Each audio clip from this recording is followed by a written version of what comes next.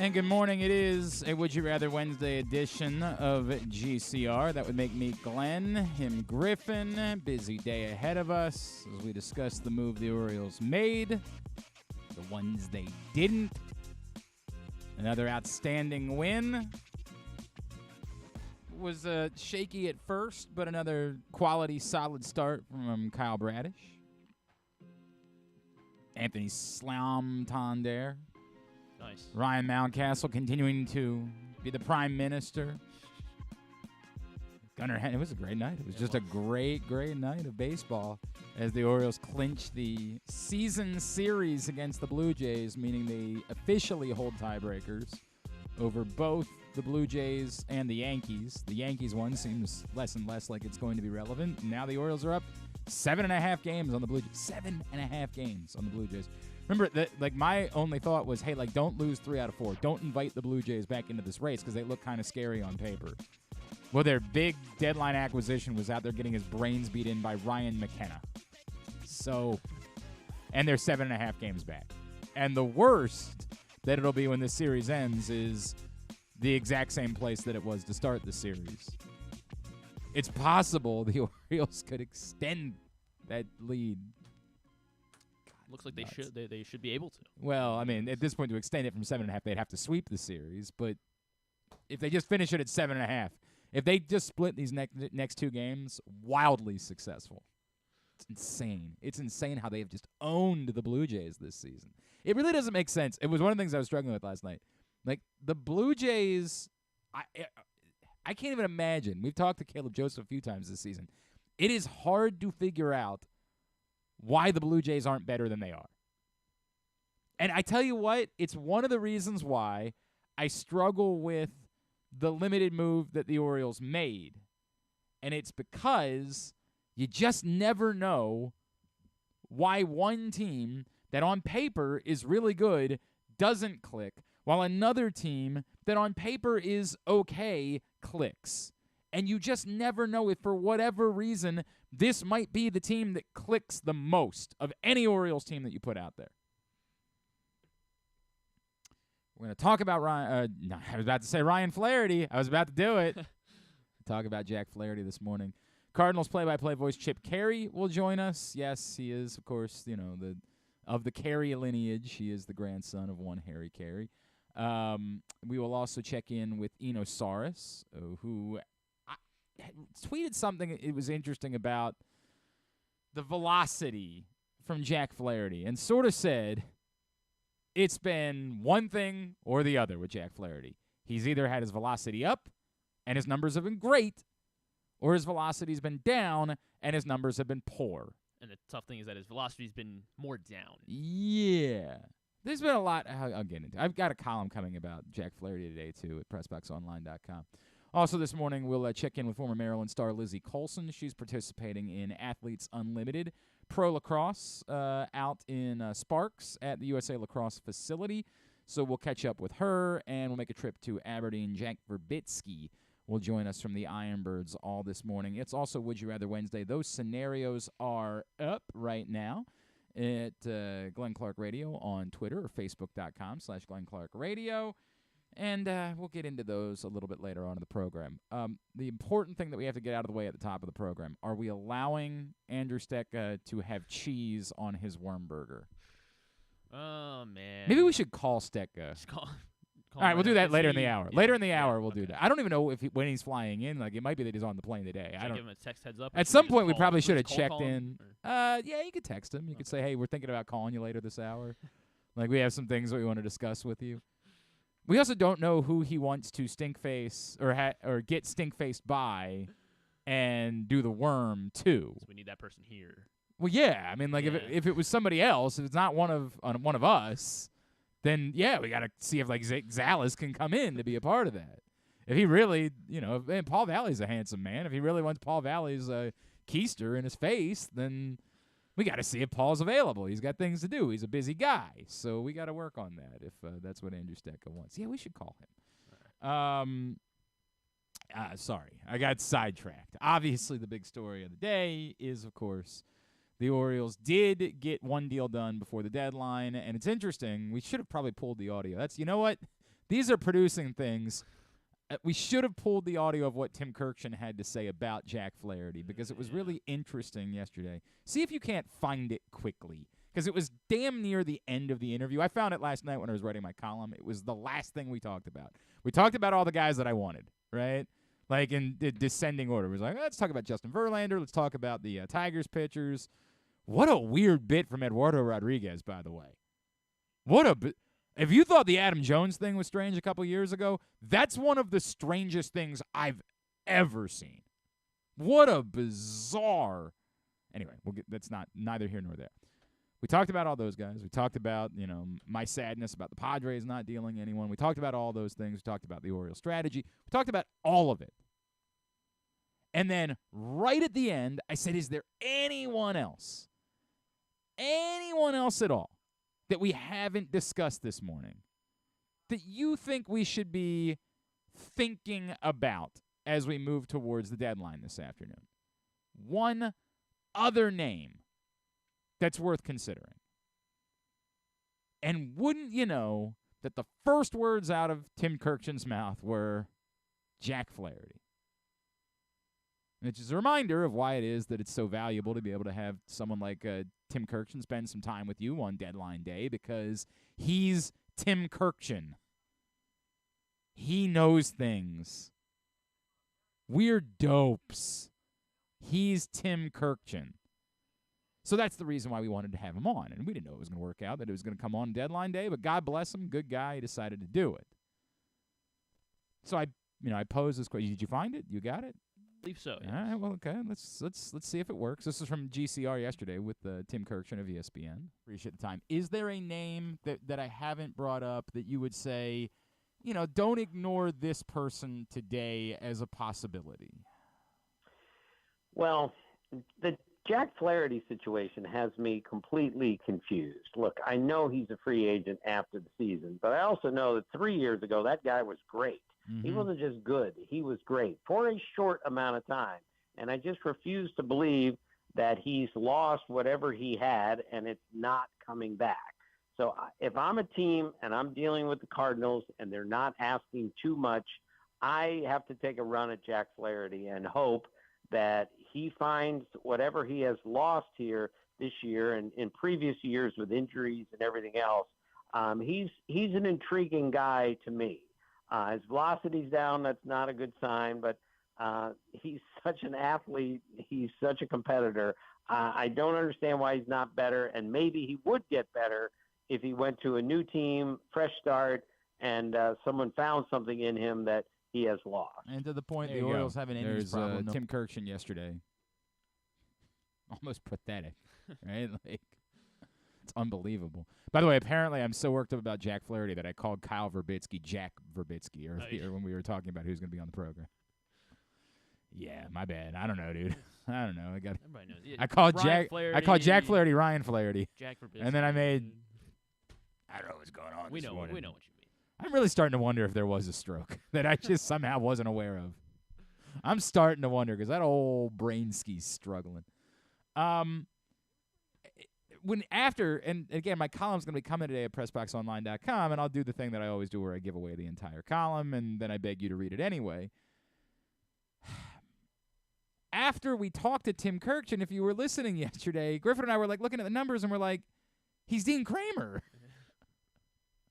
Like, what are we doing here? He's Dean Kramer. The numbers say he's not an upgrade over anything. He's Dean Kramer. I understand the points that were being made by Tim Kirkshin. I understand the thought that he's been really good. I just don't know when, or why, where, any of those things. You can get that out of him again. I was unmoved in the immediacy. But let me walk through the entirety of it. The entirety of it is as follows. The Orioles, both for practical and esoteric reasons, had to make a move. Practically, they had to do it because someone has to start tomorrow. They need a starting pitcher tomorrow. You hope that they're comfortable with Jack Flaherty getting through customs in time. He hasn't pitched since July 26th, so the rest isn't a factor. You would like to hope that they're good with Jack Flaherty starting tomorrow because they need a starting pitcher tomorrow. The practical is they needed a fifth starting pitcher until John Means, at least until John Means. I don't know who would have been that guy. If they're committed to Tyler Wells not being a starter for at least a while and moving into a bullpen role or whatever it is they're going to do, I'm not going to eliminate the possibility of Tyler Wells making another start, but it seems like they're pretty committed to deloading or whatever the F you want to call it. By the way, how funny is it all of a sudden DL Hall's a thing? Like the same day as the trade deadline. They're like, oh, by the way, DL Hall back to an affiliate. What's going on? He's a reliever now. Why? What is this? Like, I guess maybe that's what they thought was going to be the solution all along. They get a starting pitcher. Tyler Wells goes to the bullpen. They still believe DL Hall is and so they don't feel like they needed to address bullpen because the plan all along was we were going to get a starting pitcher, and so we're going to have multiple guys that could be an answer out of the bullpen. Maybe. I don't know. But practically, they had to do it. On top of that, they needed it to be someone that they could count on for innings because they have innings problems still with the 5 guys they have in the rotation. Tyler Wells wasn't the only guy with an innings limit. They're coming up on innings limits with other guys too. Now, nothing that we've seen from Kyle Bradish would suggest that they are going to be too concerned. I don't know where we are with Dean Kramer. But you would think that they're going to try to ease John Means in when he gets back. And Grayson Rodriguez is already there. And is just back into the rotation. There are going to be innings problems. Practically, they had to do something. And Jack Flaherty, for whatever his warts might be, qualifies as something. Even if this is what you're getting in Jack Flaherty, is a 4.4 ERA and a 1.5 whip. Even if that's what he is, he's something. You can throw him out there and assume that he can give you innings.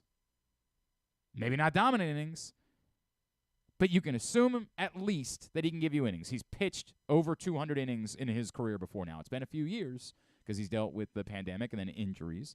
But in 2019, between the regular season and the playoffs, he went over the 200-inning mark. So, bare minimum, you've addressed something with Jack Flaherty. The next question is, could it be better than that? I couldn't possibly know. I couldn't possibly know. We'll talk to Eno Sarris about it. We'll talk to Chip Caray about it. Everything will be brought up. Getting into a change of scenery, the fact that the Orioles are competitive and it's a fun team to be on, and you're going from being in a miserable situation to being in a really pleasant situation. The Chris Holtz effect?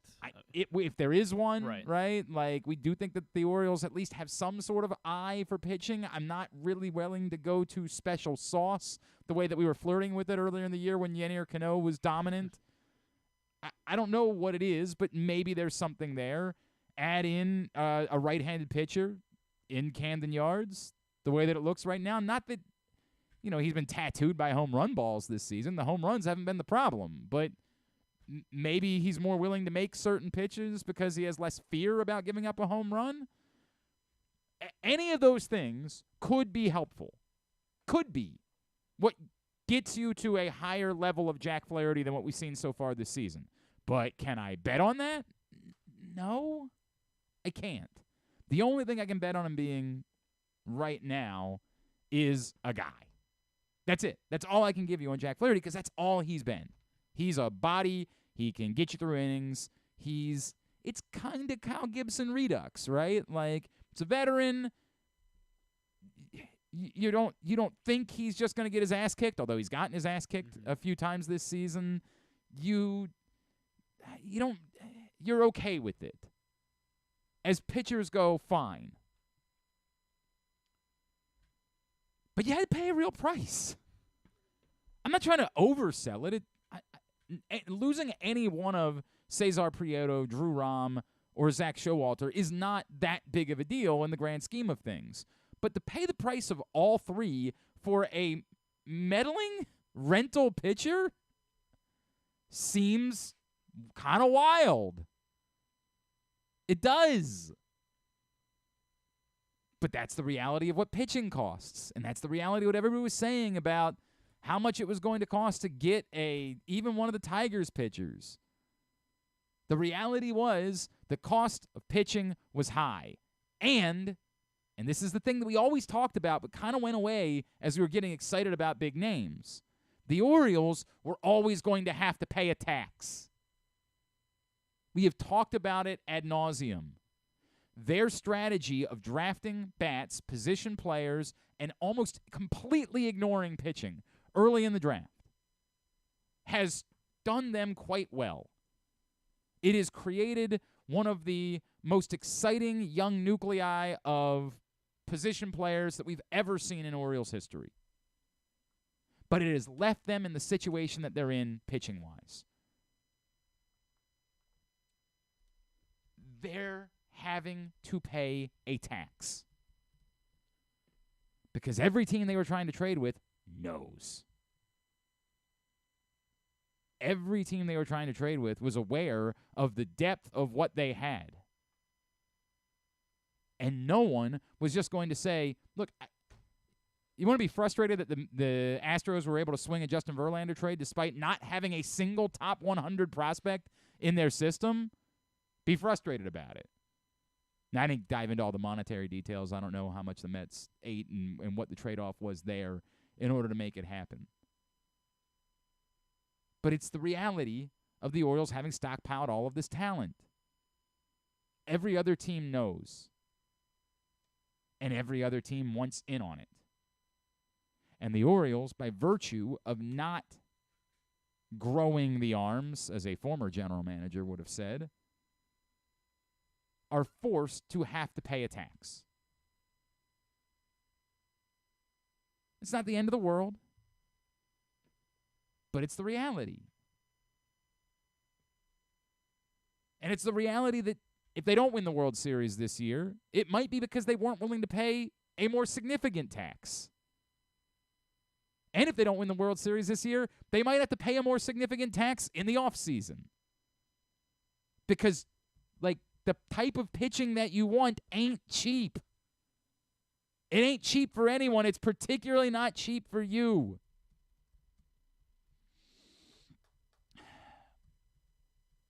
It's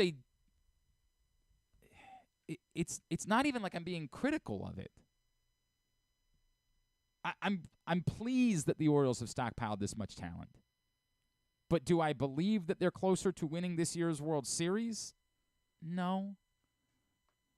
I mean, that can change. If in a month Jack Flaherty is the guy that we saw in 2019, then maybe I will be. But we got to see it.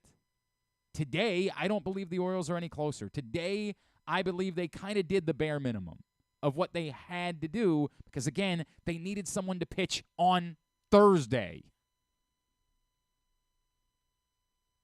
They paid a tax for that. But they're going to have to pay an even higher tax to try to get a World Series winning difference maker. We can continue to hope that the trajectory that we've seen from both Kyle Bradish and Grayson Rodriguez combined with a returning John Means can lead to a pretty solid trio at the top of the rotation a year from now. But is that enough to make the difference in the playoffs? Or will they still need one more true top-of-the-rotation playoff experience ace? I'm inclined to think that. And if they do, they're going to have to pay significantly, whether that's for a free agent with significant money, and I get that that would be more desirable than giving away more prospects, or pay via trade. As of today, we still have a lot of questions about the guys that you didn't trade away and what role do they fit. There's no reason for Connor Norby to still be a minor league baseball player right now. But there's no other option any longer. You're not dealing him in order to improve your team because you can't do that. Those things didn't go away. And again, they're good problems to have. Someone might get hurt. Knock on all the wood that I can find. Someone might get hurt, and you'd like to still have more options. I think we can have the conversation about whether or not Joey Ortiz should be on the roster. We can talk about those things till the cows come home. But they still have a glut of prospects and real questions about whether or not they have places to play them moving forward or roles on a major league team moving forward. So we'll see. We'll see if they're willing to pay a more significant tax for that type of difference-making arm moving forward. But what they did do was acquire Jack Flaherty. Today's show is brought to you by your local Toyota dealer and buyatoyota.com. The Toyota Tacoma comes in a range of models and trim lines, so you can choose the perfect Tacoma to reflect your unique personality and driving habits. Check out buyatoyota.com for deals on new Tacomas from your local Toyota dealer today.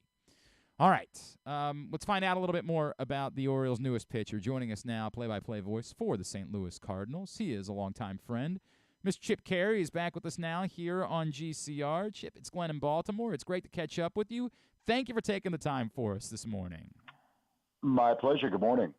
Chip, I imagine it's been a difficult season in St. Louis. I imagine nobody's all that surprised by any of the moves that were made. What was the reaction specifically to what the Cardinals were able to get in return for dealing a couple of months of Jack Flaherty? Well, to your point, this is a season nobody expected, and frankly, the Cardinals fans have not had to do this in a long time. They've only had 5 losing seasons going back to 1990. Must be nice. And this will probably be their first one in 16 years. And to put that in perspective, with school about to start in so many places, every 7th grader in St. Louis has never experienced a losing year of Cardinals baseball. So this was quite a shock, not only to them, but to those of us who are new to the place. But to your bigger point, I think once they got off to the slow start and once they never really gained any traction, they knew that they had to, as John Mozeliak said, swallow the poison pill and trade away instead of add to this team. And in doing that, they traded Jordan Montgomery and Chris Stratton to the Rangers, Jordan Hicks and Paul DeJong to Toronto, and of course you guys got Jack Flaherty. But to more specifically answer the question you asked, nobody really knows. I think you have to wait a couple of years to figure out what the return is going to be. But what the Cardinals set out to do was acquire depth in their minor leagues, guys with strikeout stuff, and guys with the opportunity to get to the major leagues probably within 1 calendar year. And I think by and large, Mo was able to do that. And that I guess maybe what I was asking is I feel like that was a pretty good return for a rental of a pitcher that struggled this season. Let's talk about that, right? We all know Jack Flaherty in his career has had times where he has been brilliant. But what has been going on? Why has the velocity been down? Why hasn't he continued to be as consistent? And what really are the Orioles getting as they acquire Jack Flaherty?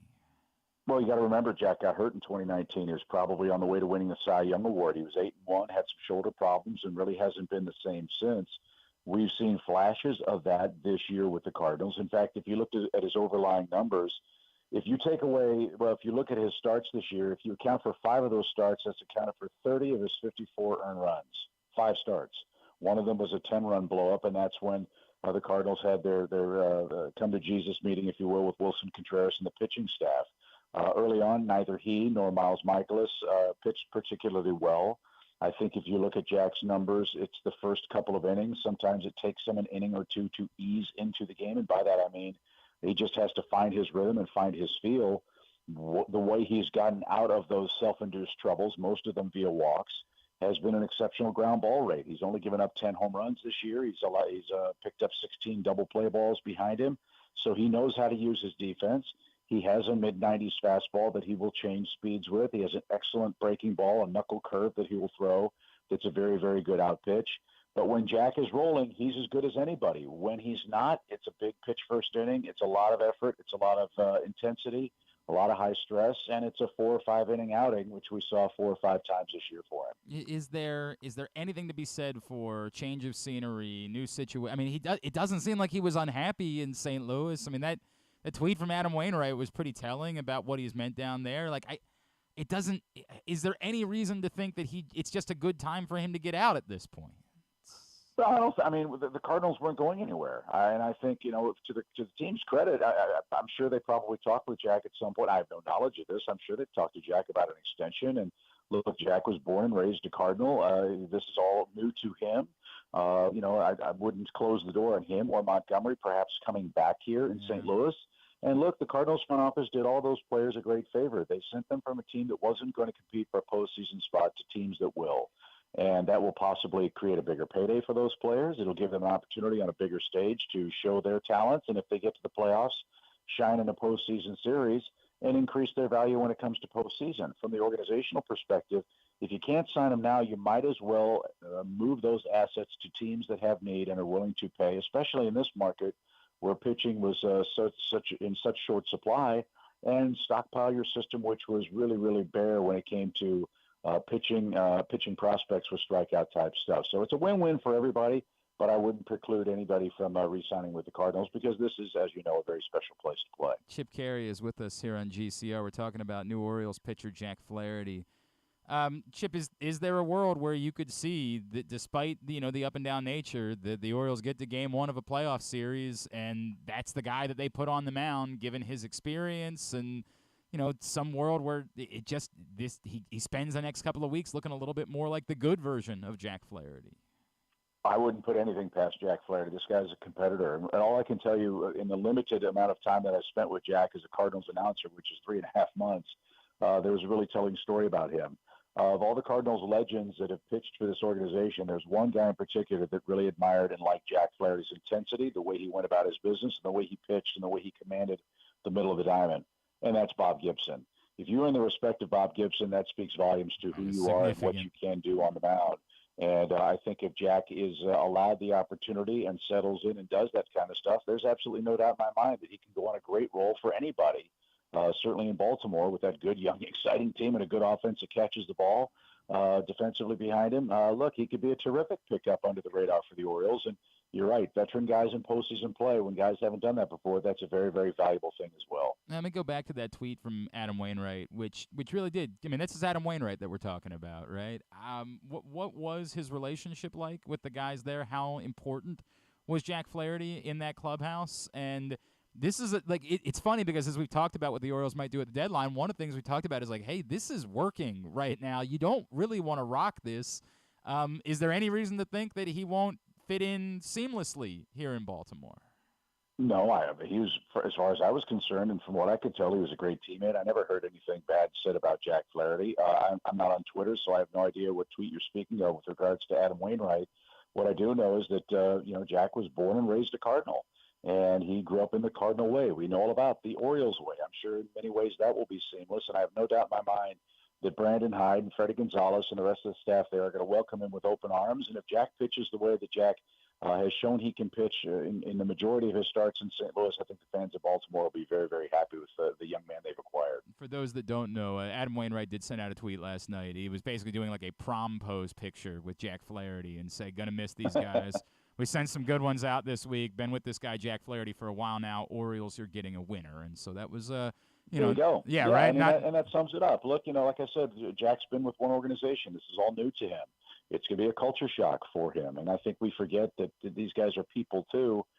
These guys aren't just guys with numbers on the backs of their jerseys making millions of dollars. This is an emotional thing. And, I think he had come to grips with the fact that this team wasn't going to win this year, and that the Cardinals were going to utilize their free agency resources as best they could to build for a better future beginning quickly next year. And unfortunately for Jack, as far as the Cardinals were concerned, for the rest of this year, he's not going to be a part of that, but he goes to a place that has a chance to win, and I think that's a good thing for both sides. No, I think it's a good thing for both sides, too. It is, I'm going to go specifically, because it's not like the home runs have been an issue. A lot of people have brought up, any right-handed pitcher coming to Baltimore now has the benefit of an extended wall and what they're calling Waltimore, but it's not like specifically home runs have been the issue with Jack Flaherty when he's been bad this season.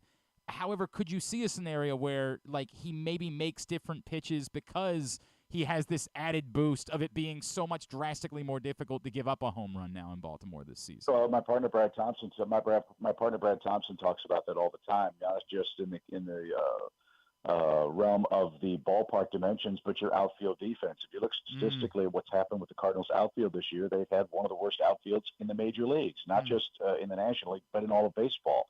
That does change the way that you approach. It does change the calculus of your game plan. It does change the back hitters, because if a ball is going to be in play, you expect it to be caught. And a lot of times in St. Louis, both on the infield and outfield, it hasn't been. So to your point, yeah, I would think as he gets used to that ballpark, pitch aggressively, pitch inside, and go get these guys and utilize your defense, which is terrific, and utilize those dimensions in Baltimore, which are very friendly for right-handed pitchers, and go get them. And when Jack is on the attack, as any pitcher in the major leagues is, he's usually a lot more effective. All right, you're starting to sell me. You're starting to make me feel like not that I was down on it as much as like I'm just confused because I don't understand why he hasn't been more consistent. And I'm hoping. Well, like I said, he's coming off injury. And when guys hurt their shoulders, that's a big deal. He's had an oblique problem. He's had a shoulder problem. That was years ago, and it's taken him some time to come back. And as we've said this year, there have been flashes of 2019 Jack Flaherty. There have been flashes where what the heck's he doing out there? But a lot of that was defensive related. That was catching related. And I think the best of Jack Flaherty is yet to be seen. I hope that we sure as heck hope that you're right about that, Chip Caray. It would be great news for us here in Baltimore if that ends up being the case. Chip Caray, really appreciate it. We're looking forward to getting to know Jack, and obviously, it's while you walked into a situation where they're used to it in St. Louis. This has been really special for us up here, so we're hoping that. Yeah, enjoy the ride. That's the fun of baseball, and that's what makes it fun. When new teams start to have dominant seasons, it's great for the sport, great for Baltimore. And hey, we'll see you guys in a month. We're up there in September, so maybe it'll be Flaherty against the Cardinals. That'd be a lot of fun. Chip Caray, really appreciate you, man. Thanks so much for spending a couple of minutes with us. Take care. Chip Caray, play-by-play voice of the St. Louis Cardinals, with us here on GCR. A couple of things in there, right? Like, if it's specifically about the injury, I don't know what the Orioles can harness there. You worry that if you're now a couple years removed and you're still dealing with it, and that's why the velocity's down, is it gonna change? I don't know.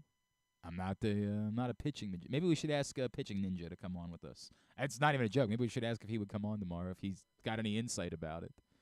I never know. I don't know what kind of insight he has. I just dig his videos. That's all. If he has, I really would reach out and say, do you have any insight about why he hasn't been better? Because if you do, we would like to know. If that's what it is, then I guess I'm less inclined to believe that you can harness really good Jack Flaherty consistently for the next couple of months. If it's that combined with the mental, and the points that he just made there about the defense are relevant. And hopefully it seemed encouraging what Brandon Hyde had to say about Aaron Hicks, but more importantly Cedric Mullins yesterday. If you can get Cedric Mullins back in a couple of weeks, that goes a long way into feeling confident that you can throw certain pitches. And if part of the issue that Jack Flaherty has been dealing with was the defense behind him, then yeah, you'd like to hope that sooner than later. And we'll see what the Orioles do right now, because, there's a limit with McKenna. There's got to be a limit with McKenna. But I don't know what the plan's going to be until Hicks and, more importantly, Mullins can return. Because I do think that Cowser's struggles are weighing on them. I don't think that they are prepared to just cast him aside or altogether send him back just yet, but there is a limit to that. And it's seemingly starting to affect him in the field as well, and that creates bigger problems. So that would be encouraging if it's just, hey, let him have more confidence in the defense behind him, and he's going to make – and you throw in that wall in left field, and he's going to be more confident to make certain pitches, then, yeah, that absolutely could be something that could be different in Baltimore than it was in St. Louis. But I don't know which one is more significant, and even if he's confident but his velocity's down, and we'll talk more about that with Eno Sarris later in the program, what are you going to get? I don't know. I don't know, Scoop. I certainly don't know.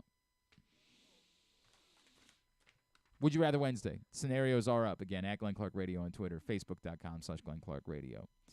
Hey, we've told you this week, but we are excited about having a new partner on board with us. Superbook is an official partner of Glenn Clark Radio, and we are hooking you up $250, up to $250 in a first bet match from your friends at Superbook and your friends here at Glenn Clark Radio. All you got to do is use the code GlennClark23. That's GLENNCLARK, which I would like to hope that you would know. By the way, yes is the answer to that question. Okay. GLENNCLARK, GlennClark23. And we will hook you up. We will hook you up with that up to $250 first bet match from our friends at Superbook. What else could you ask for? Maybe you've gotten involved with some of the other sports books. Maybe you've taken advantage of their offers. But Superbook, and of course you're familiar with the Superbook Sports Bar and Lounge that they have there at Camden Yards. They're an official partner of the Orioles, who, we like too. They've got this great deal for you, but you can only take advantage of it, again, with that code, GlennClark23. Match up to $250, your first bet with Superbook. Encourage you to check that out, superbook.com. Use that code, GlennClark23. Did you hear from Stecca, or is maybe he on the plane? Yeah, he didn't give he referred to this thing that, a life that he has. Is he at work? Yes. Is that what he said? Yes. Well, when's he coming in? I guess tonight. I'm not sure. You want to keep asking him? Well, I mean, keep grilling him. I just want to make sure he's going to be here. Well, I am. I did mention him being here tomorrow. We're going through a lot that of hoops to make this all happen. I text him back and say, hey, two questions. One, would you prefer? Hang on a second. Let me get this.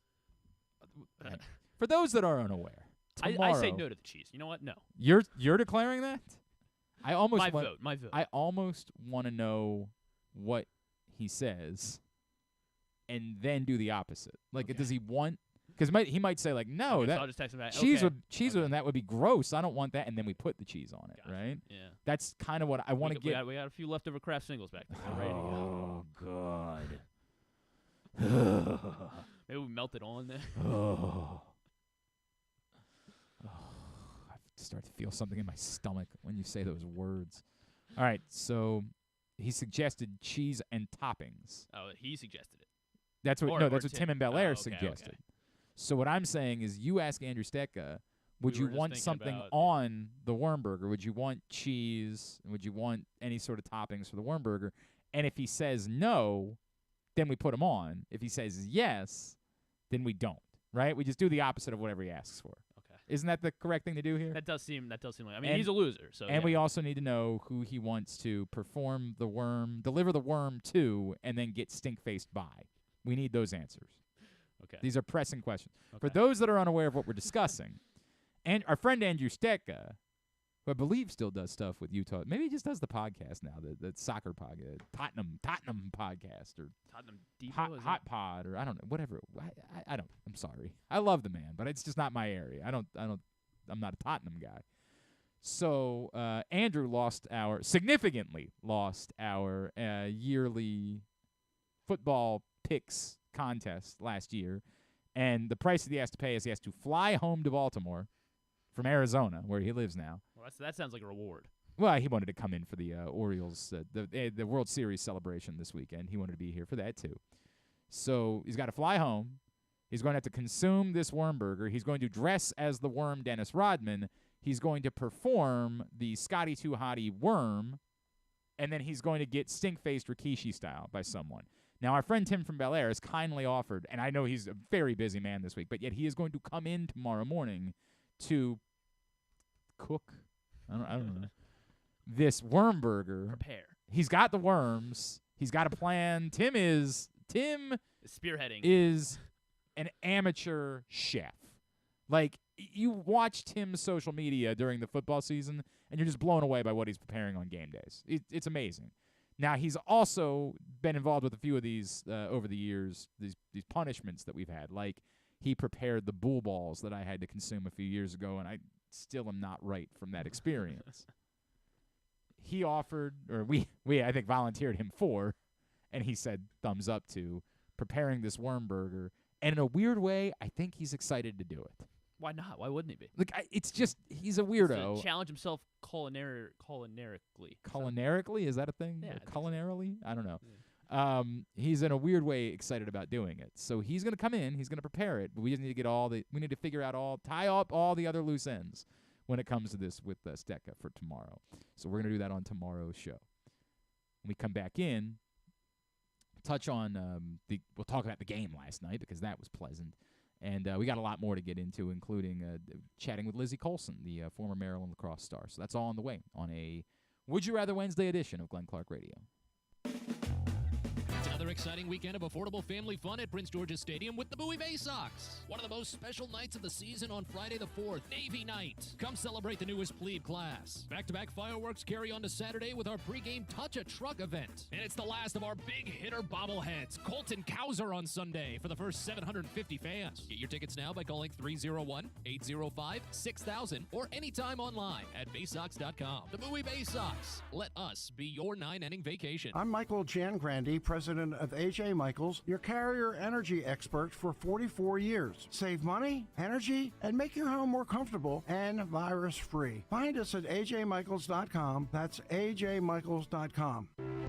The latest edition of Press Box is available now. On the cover, Dave Ginsburg remembers Goose as he looks back on the impact that late Tony Saragusa had both on and off the field here in Baltimore. Plus, he explains how Goose's kids are working to continue that legacy with the Goose Flights program. Also inside, Todd Karpovich profiles the path Tyler Wells has taken to becoming a star in the Orioles rotation. And you'll find a special summer travel guide with information about events and activities throughout the state. Press Box is available for free at over 500 area locations, including 60 Royal Farm stores. And you can always find the entire edition, as well as the best daily coverage of the O's, Ravens, and Terps at PressBoxOnline.com. That first sip. That first bite.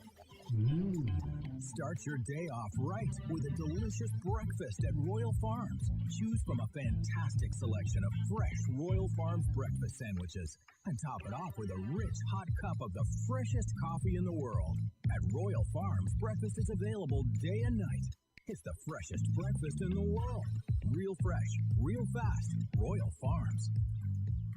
It's a Maryland thing you wouldn't understand. Where the waves meet the shore, you will find Dorchester County. Hi, this is Jimmy Charles. When I think of Maryland, I think Dorchester County on the eastern shore where it's open for making memories. Dorchester County, it's a Maryland thing. For more info, visit www.visitdorchester.org. It's a Maryland thing.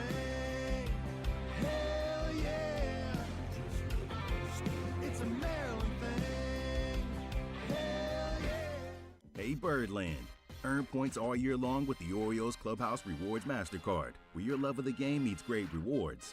Built for Orioles fans, you can earn once-in-a-lifetime experiences exclusively curated for card members. Plus, earn 4 times at Oriole Park at Camden Yards, 3 times on gas and travel, and receive 5,000 rewards points when you spend $250 in the first 90 days. Get yours now at Orioles.com/Clubhouse Rewards. Terms apply. Use everywhere MasterCard is accepted. Picking a restaurant to try for the first time? Let's look at the Costas Inn. Here's a few checklist items. Quality of the food? Check. Quality of service? Check. Does restaurant have plenty of free parking? Check. And finally, does restaurant have delicious steamed crabs, crab cakes, crab soup, and specials galore? Check, check, check. Costas Inn, 4100 North Point Boulevard. They check all the boxes. Whether your focus is luxury and comfort, convenience and technologically advanced connectivity, or sporty performance and aggressive styling, we've got the perfect Highlander for you. Check out buyatoyota.com for deals on new Highlanders from your local Toyota dealer today. If you miss anything on the show, don't forget that you can watch full episodes at youtube.com/pressbox online, and you can download podcasts on Apple, iTunes, Amazon, and Grindr. Wait, did I say Grindr? I don't think that you would find it on Grindr. Not that I know it's on Grindr or anything, I swear. On second thought, you know what? I don't care what you think. Here's Glenn. All right, back in here on GCR as we continue along on a Would You Rather Wednesday edition of the program. So, aside from the trade deadline, the Orioles do indeed get this 11-3 win last night, and ends up being another quality start for Kyle Bradish, who, I got to tell you, after the second home run, was starting to have some real fear creep in.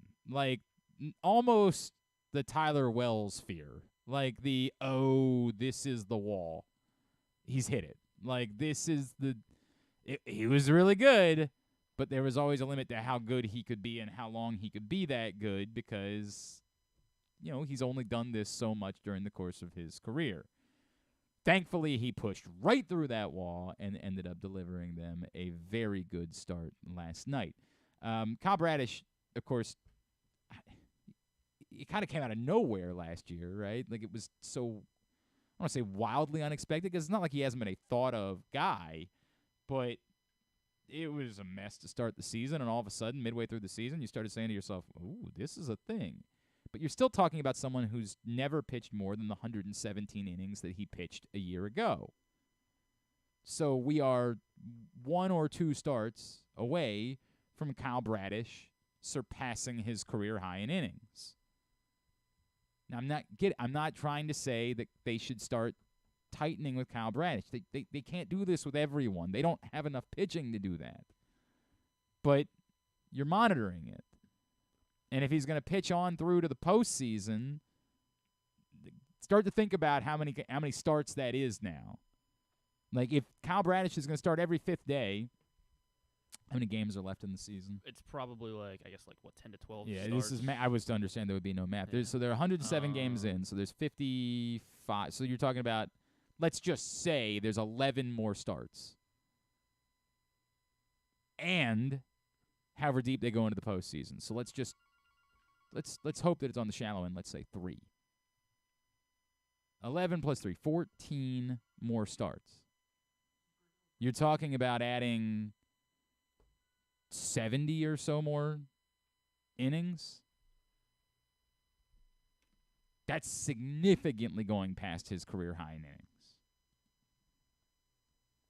Hopefully, he's ready for that. Hopefully, he's ready to be ramped up. And I don't know what the appropriate number should be.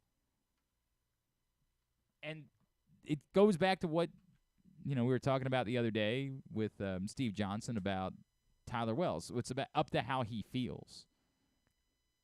Presumably, Kyle Bradish feels pretty good. But when he had a bad start last week, and it started out kind of rough last night, didn't start out because the first inning was kind of brilliant, right? He struck out the side in the first inning. Around the walk to Vladimir Guerrero Jr., but you can understand that. You don't want to give in to Vladimir Guerrero Jr. But then after the 2 home runs, you were... So I think those nerves are going to be there for me kind of moving forward with Kyle Bradish. Like, I'm going to have that feeling of, oh, God, is he hitting a wall? As good as he's been, and he has been from day one till now, unquestionably this team's best starting pitcher. But those feelings are going to be in the back of your brain when Kyle Bradish pitches because he's now into, or he'll be moving into uncharted territory very quickly. Very quickly. Very nice that on a night where Felix Bautista presumably was not going to be available, that the Orioles were able to get a win without needing him. And presumably goes right back to being available tonight. Great thing. You can't ask for more than that. On top of that, you get this sort of onslaught. Aggressive base running. Insane decision by the Blue Jays to walk Austin Hayes in favor of Gunnar Henderson. I don't care enough that I'm sure they were asked about it afterwards, and I get it. You can say we wanted the lefty-lefty matchup. as if Gunnar Henderson hadn't just hit a home run, lefty-lefty. But it's so much beyond that. Like, it's Austin Hayes. Wasn't Austin Hayes the only guy in the lineup that didn't get a hit last night? That is correct, yes. I believe he went 0 for 4. Everybody else did have a hit. As we pointed out, and I don't like this, but Austin Hayes, since the start of July, has been Jorge Mateo. Has been unhelpful. It is Offensively, thank you. Bat S insane to walk Austin Hayes in favor of anyone. Anyone at all right now. More or less in front of Gunnar Henderson, who's been,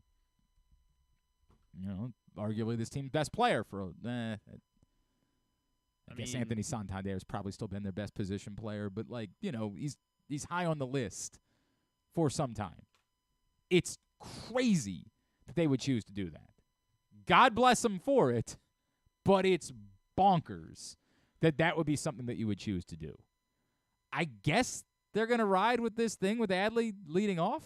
I guess that's going to be a thing. Unless Mullins comes back and then he presumably settles in really well. Yeah, I don't until know. Look, they mess with the lineup, they tinker with the lineup so much that you don't want to settle into anything. Because for a little while, I think we had settled into the idea that Gunnar was the leadoff hitter, and there was no reason that you thought that they were moving Gunnar out of the leadoff spot, other than maybe the power bat had come so alive that you just didn't want him hitting as frequently with no one on base.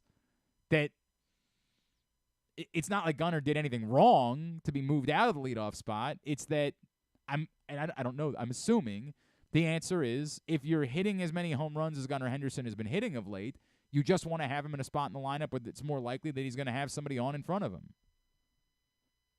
I can understand that. So I guess that, they're going to ride with this thing with Adley, who it kind of makes sense. He's a good on-base option.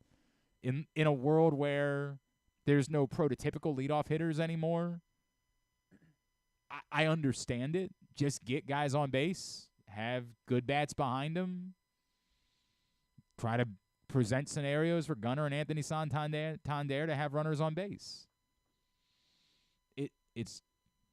It's not traditional, and it's a team. It's funny because it's a team that we thought early in the year was going to be all about speed, right? Like we just thought this team was built to be like run. And really since April, mid-May. Yeah, since the demise of Jorge Mateo and then combined with Cedric Mullins' injury, that's not been the case. And so I'm by no means opposed to Adley Rutschman being the leadoff hitter, given what your options are, and with the qualifier being that you're doing it because you want Gunnar Henderson on at the plate with runners on base more often because he's hitting a bunch of home runs. Just a real pleasant game. Just a real pleasant night of baseball. Very quality victory. And an Orioles team that, continues to sort of stun, given that it's imperfect, but yet they continue to be the best team in the American League. Now the next question will be, how does Grayson Rodriguez follow up the best start of his career, right? How does he handle tonight will be the opportunity. Not that any one start is the answer, but if Grayson Rodriguez backs up what he did last Friday with another brilliant start, boy, you really start to kind of freak out about his trajectory. If Grayson Rodriguez is only okay, or even if he's meh tonight, it's not like all of a sudden you go right back to, send him down. But there's the opportunity for him to go brilliant start against the Yankees, brilliant start on the road against another division rival, and let us start getting carried away. Then we'll have to talk about his innings thing, and that'll be a whole different, separate conversation, and you'll deal with that when you deal with that, and maybe part of the reason why the Orioles made the decisions that they made and that they didn't make at the deadline is that they recognized that if they added a different let's just say they were the team that added Lorenzen and whatever the cost would have been for that, they say, look, we don't really think that we can make up the difference to winning a World Series because we just think that all these innings problems are going to prove to be too much. So we want to do something, but there's going to be a limit to how much we're going to pay to do that something, and this was the only thing they could do within the limit of what they were willing to pay. You can't say that out loud. Mike Elias learned his lesson a year ago. You can't he can't come out today and say, we wouldn't pay for Michael Lorenzen because it would have cost us this much more and we can't win a World Series anyway. You can't say that. But maybe it was part of the thought process. And just looking at all of the different innings things and saying, we think we can be good, but we don't know that we can be World Series good because we do think that ultimately we're going to run into it with all of these guys and how much they really have in the tank, or when we might have to start making other decisions. Grayson Rodriguez goes for the Orioles tonight. All right, the Would You Rather Wednesday scenarios are up at Glenn Clark Radio on Twitter, Facebook.com/Glenn Clark Radio. We've already started to get some responses in. We've definitely started to get a few of you that are, as I like to say, Kyling it up. Kyling it up. What that was, Kyle would always try to answer? He always try to manipulate his answer, like, well, you could do this, but also, like, no. You just pick one or the other. I'll just run over the 3 scenarios right now, and then we'll get back into them a little bit later on in the program. Would You Rather Wednesday, brought to you by Birdland Sports. They've got a lot of new shirts available this week. They did a whole series of the Mount Fuji for Fujinami, and oh God, what's the one for you in your canoe? The Rock. The Rock. Thank you, Jesus. The Rock. Yes. They did a whole series for those guys. That's available right now. The Frasier-inspired Frasier T-shirt that we suggested a couple days ago, that's available as well, all at birdlandsports.com. One of you will win a shirt of your choice from Birdland Sports just by participating in Would You Rather Wednesday. The scenarios today, would you rather the Orioles made the trade that they made for Jack Flaherty, or we can go back in time and they would have made a more bold trade, paying a significantly higher price, say Jordan Westberg, Kobe Mayo, and Samuel Basayo, for a controllable pitcher like Logan Gilbert, who was not dealt at the deadline. What were the deals that weren't? Obviously, the Padres didn't deal anyone. The Mariners didn't end up dealing anyone. There were a lot of rumors during the day that the Yankees were going to start trading away players. That was a very weird rumor that was floating around, but that didn't happen. And then, of course, the Eduardo Rodriguez thing, which is just as utterly, like, imagine being in Detroit, having a chance to go to a team that might win the World Series and being like, nah, I'm good.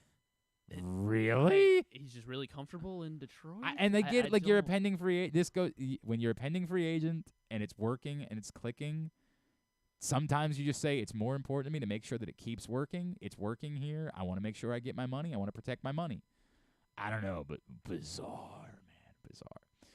Would you rather number 2? Would you rather the Orioles finally decide to get into the extension game now that the deadline has passed, and they give an unprecedented 8-year, $200 million extension to Adley Rutschman, or a 12-year, $300 million extension to Gunnar Henderson? And number 3, would you rather have your partner tell you that they cheated on you with their boss? So sorry. Or, I'm not sure if you saw this news story this week, but your partner tells you that they have spent $14,000 in order to purchase a costume that will make them a collie, and they can go out on the street and act like a dog and be petted like they were a dog because that's their lifelong dream. That's a thing that occurred. Someone in Japan spent $14,000 to have a costume where he could go out and transform himself into a collie. That's a real story. So those are the Would You Rather Wednesday scenarios. They are up at Glenn Clark Radio on Twitter, Facebook.com/Glenn Clark Radio. We will give our responses to them a little bit later in the show. Last couple of weeks, and again this weekend, out in Sparks at USA Lacrosse, Athletes Unlimited, which is a really cool version of pro lacrosse. A lot very different about Athletes Unlimited. Joining us now, she's a significant part of Athletes Unlimited. Former Maryland star Lizzie Colson is with us this morning here on GCR. Lizzie, it's Glenn in Baltimore. It's great to catch up with you. Thank you for taking the time for us. Hi, thank you so much for having me. It's great to chat with you. Just before I get back into you and your story and everything that's going on, for people that are unaware of like what Athletes Unlimited is all about, because it's such a cool brand of lacrosse. It's so much faster. There's this individual competition. How would you explain to someone who's maybe never been out or watched it on ESPN what it's all about and why it's so much fun for someone like you to be participating in? I think there's a lot to unpack there. It's really fun because it's super fast-paced and it's very player-based. I think that, they encourage us to play freely and be creative. And I think that leaves a lot of opportunity to just like grow the game and get people involved in new ways. So I think in that way it's very unique. And it's, a lot faster than college because a lot of things that would be called in college, are allowed here because it is a professional league. So it's just a lot speedier and a lot more creative. And it's really cool because I know that there's this sort of subplot, and I was, part of the broadcast crew for the World Championships last summer. There's this, subplot of lacrosse and the Olympics, and I got to imagine that, playing a different brand and a different style, there's this thought of, hey, look at this can work. This is cool, this is fun, this can work. Maybe consider adding our sport to the Olympics. Is that part of the thought process? Yeah, I think that's part of it. I think also just getting lacrosse exposed in more settings, whether it's sixes or pro league, world games. There's just so many ways to show the game and to show that, U.S. won't dominate. Japan's very dominant. England's great. Australia's great. So I think just, making sure that it continues to grow in whatever fashion, whether it's sixes or, normal tens. I think there's just a lot of different ways it needs to grow before it gets the attention. I understand. I completely understand. Lizzie Colson is with us, of course, Manchester's own Lizzie Colson. Lizzie, you've done everything, right? You've won world championships. You've won national championships. What drives you now at this point in your career? What is it that makes you say, hey, I want to keep doing this. I want to keep playing. What is it that you're still striving for as an athlete, now as a professional? I think it's just that internal drive and that motivation. You never really lose that competitive edge once you have it and you unlock it. So I think a lot of it is just internal motivation to just keep growing and keep competing. I also think it's a love for the sport and to continue to grow the sport. I've been talking about, I think it's really important to give back to the sport that's given me so much. So if by playing I'm continuing to grow the sport, then I'm happy to do it. And, it's still fun for me. It's a way to be active and be competitive post-college. So I think it's really great, but mostly, I want to give back to the sport that's given me so much. And right now, playing is the best way to do that. What does it mean to you to still be able to do it here, right? You've played all over, but it's still home. It's still got to matter to you. I imagine that you still have friends and family who, even after all these years, are still coming out to games. What does it matter to you? How important is that? Yeah, I mean, just last week my high school coach is there. I'm playing with a lot of my college colleagues and alumni and teammates, and so I think, it's just been a part of my life for as long as I can remember, and to do it in my backyard where my parents can see me play, my friends can come, my former coaches can come. I think that it's super special, and I'm really, really lucky to be able to do so. Even, the World Championships being in Baltimore as well. It's just something I definitely don't take for granted. No, I think it's really cool that it's continued that way. Lizzie, for people that aren't aware of your story, right, you suffered a pretty significant injury a couple years ago. Can you take me back to that and, the fears that you went through and maybe some of the nerves that you went through, and maybe did it give you greater appreciation on the other side as we talk about why you continue to play, about how much you love the game and how important it is that you still have those opportunities to play? Yeah, totally. So super long story short, I was a junior in college, and I was training with Team USA here right at our U.S. lacrosse facility. And I tore my ACL on the last training date. And, going into your senior year of college, you kind of feel like you're on the tail end of your sport, and you're kind of figuring out next steps anyway. And so honestly, at that point, I kind of thought I was finished. I just thought that, I'd do the rehab, I'd come back maybe for a fifth year, but that was really it. I didn't really think that U.S. was going to be feasible anymore. But like I said, that competitive edge got the best of me, and I really wasn't taking that as an answer. And so, a year through COVID, through ACL, kind of came back and did what I had to do and surrounded myself with supportive people to be able to compete with Team USA again and earn a spot on that World Championship roster. And I think that where I am now, I could just appreciate it more because of the hard work I put in and the realization that life is, there is more to life than just your sport. And I think going through life up until 23 years old, I was really sport-driven, sport-focused, naturally, because that's, how you're raised. And when this has been your whole life for so long, it's really all you can see. So I think, looking back, I was really lucky to have a glimpse into life post-sport at the age of 23 and recognize that, my value is not in sport, and I have a lot of assets, and I'm very valuable outside of sport. And I think that it took a season-ending, career-threatening injury to realize that. But it only made me stronger and made my drive, that much tougher. And I think that I'm where I am now in terms of U.S. and pro and competitive edge on and off the field.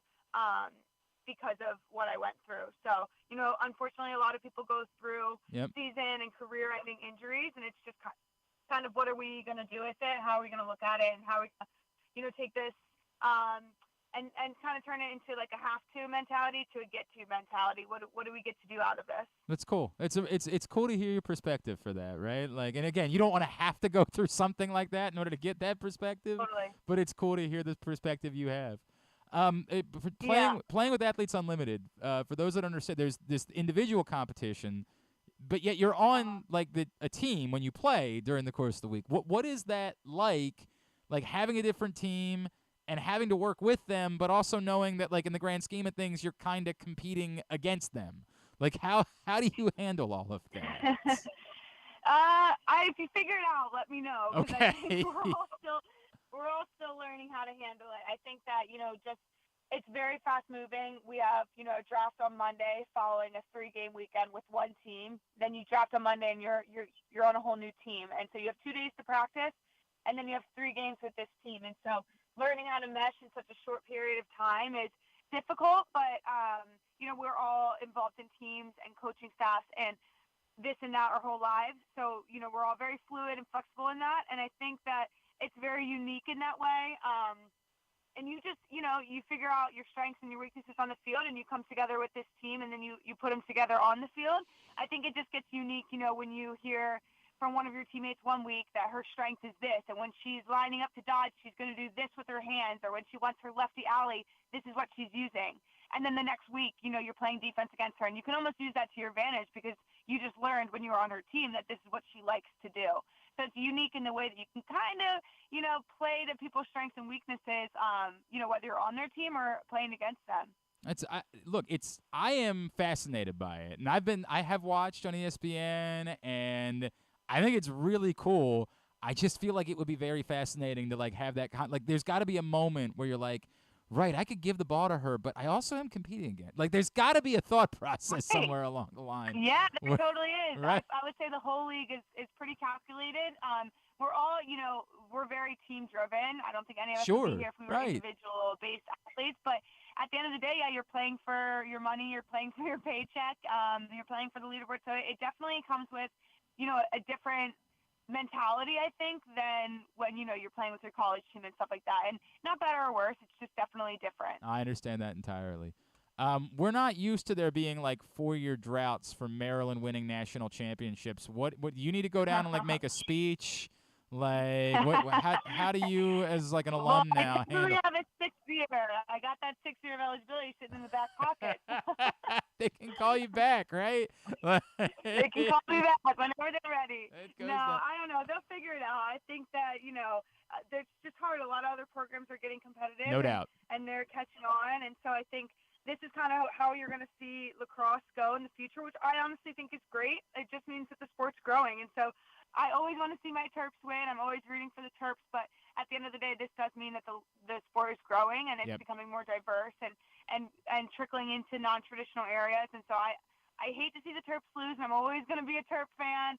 And we won a 5-year national championship run versus a drought. But at the end of the day, the sport's growing. And so looking at it that way, it's okay. We'll take it. But, go Terps forever. I understand that. All right, I'm going to put you on the spot for the last one. The most difficult player you've ever had to defend in your life. Oh, gosh. From being a kid here to college, now playing pro and internationally, the single I'm not letting you off the hook. You can't give a, name everybody answer. You got to give me one single most difficult player to defend. Well, I'm thankful she was on my team for the actual games, but in training weekends, Kayla Trainer, I'm going to have to say she was the hardest. Her stick work's insane. She has amazing field vision. She can dodge. She can feed. She's just an absolute threat, all around. So I think she's the hardest I've ever had to defend. But, again, thank God she's on my team. Right. For that world that helps, right? That helps, no doubt. Yeah. Very cool. Yeah.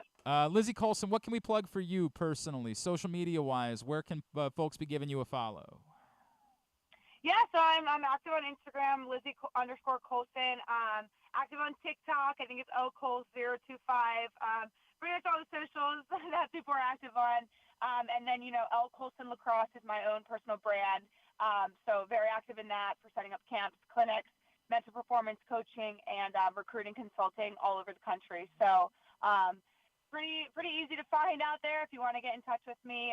And then doing a lot of stuff with the PLL and the professional league with them. So awesome. Kind of have my hands in a little bit of everything. And get out the Sparks this weekend, starting on Thursday night. Get out the USA Lacrosse to check out Athletes Unlimited, auprosports.com to find out more. And you can also watch on ESPN networks, but get out and experience a really exciting brand of lacrosse. Lizzie Colson, great to chat with you. Thank you so much for taking a couple of minutes for us this morning. Look forward to seeing you out there, all right? Thank you so much. It's Lizzie Colson, one of the great defensive players in Maryland history and part of Athletes Unlimited. Big weekend for lacrosse in the area is not only Athletes Unlimited going on, but as Lizzie just referred to, the PLL is in town this weekend. I was so invested in the trade deadline that I kind of forgot, and so we'll try to make up for that and get in touch and track some folks down before the PLL comes to town this weekend as well. So big, exciting weekend for lacrosse. I know the Orioles are really good in their homes. It's tough to measure all of those things. Like maybe Saturday afternoon, you could plan it out this way. Thursday night, the Orioles play Thursday afternoon. So Thursday night, you could go out to Sparks, check out Athletes Unlimited Lacrosse. Saturday afternoon, you could go to Homewood, check out the PLL, and then Saturday night, you could be at Camden Yards. So you could do all of it without missing a game, right? Yeah. It's an opportunity to check it all out. Sounds good. If I were a younger man that had no kids, that had no wife, that would be my weekend would look like. I'm not, like, at a younger age, I was the do everything guy, like go out to everything. And I 1,000% would plan my weekend around that at a younger age. It's much more difficult now. I don't know that I'll get it. The only thing I know I'm doing this weekend is I am going to the Orioles game on Saturday night. I know I'm doing that. I would like to, say, go to Homewood on Saturday afternoon. I would like to do that. I would like to get out. I would like to do all these other things. The only thing I know for sure that I'm doing is Saturday night, the Orioles game. I know. I'm quite disappointed. I'm too busy this week because I'm working at the radio station, and then I also agreed to dog sit sons of bitches. For two separate friends this week. So I'm it's kind of on you. And I know. I didn't realize what I should have looked way ahead. Poor choice. No, the Orioles are going to be really good. Right. Yeah. I can't dog sit. What are you doing exactly there? That's really a reflection of you. Yeah. And really a reflection of you not understanding. Also, the PLL is going to be in town. I can't. Yeah, I really screwed that up. Hey, if you missed it, Stan the Fan Charles, Luke Jackson, and Ross Grimsley got together after the deadline yesterday to discuss Jack Flaherty and, other things that happened around baseball at the deadline. As far as non-Oriole stuff yesterday, clearly, the Verlander thing stands out as being, I guess, the biggest, and I think fortifies the Astros. I hate saying this because the Orioles are the best team, but, again, on paper, I think fortifies the Astros ahead of the Orioles as far as American. Well, I know the odds. The odds always had the Astros and the Rangers ahead of the Orioles. But I think to me, in terms of definitively, I would agree that it makes the Astros and the Rangers separated from the Orioles as far as the likelihood of winning the American League and going to the World Series. Right, and plus, obviously, the Astros have... Yeah, not bad to throw in Framber Valdez, then throwing a no-hitter last night on top of it. And all the playoff experience and World Series experience. Yes, all of that, too. Has, so. What a day, right? Yeah. Get Justin Verlander. How many pitches did he throw? 93? Yeah, it was 93. I was going to save it for the tidbit, but, it was the first no-hitter, first solo no-hitter the Astros have thrown since Justin Verlander in 2019. And they had him back. Pretty good day. Yeah. Pretty good day to be an Astros fan. Anyway, they discussed all of that. Stan, Ross, and Luke. You can find it right now, facebook.com/PressBoxSports. Click on the videos tab. Go to youtube.com/PressBoxOnline or PressBoxOnline.com/video in order to watch it. Still to come this hour, Eno Sarris will join us, talk a little bit more about Jack Flaherty, but when we come back in, not Jack, Kyle Virbitsky from the Aberdeen Ironbirds. We will catch up with him as well. That's on the way. Glenn Clark Radio.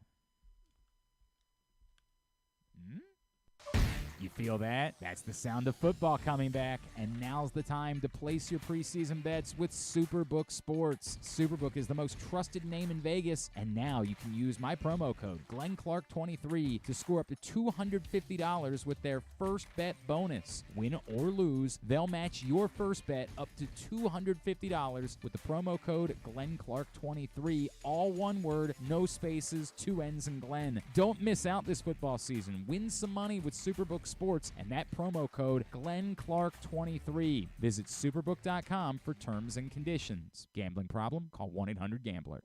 Hey Birdland! Experience one of Oriole Park at Camden Yards' best values with the completely redesigned Pepsi All-Inclusive Picnic Perch. With an updated brand and a fresh new look, enjoy exclusive club-level access with left-field club seating and an all-inclusive food and beverage menu, including hot dogs, pulled pork barbecue, assorted Pepsi drink products, and more. Take advantage of this great deal now. Tickets start at just $45. Buy your tickets at Orioles.com/picnicperch.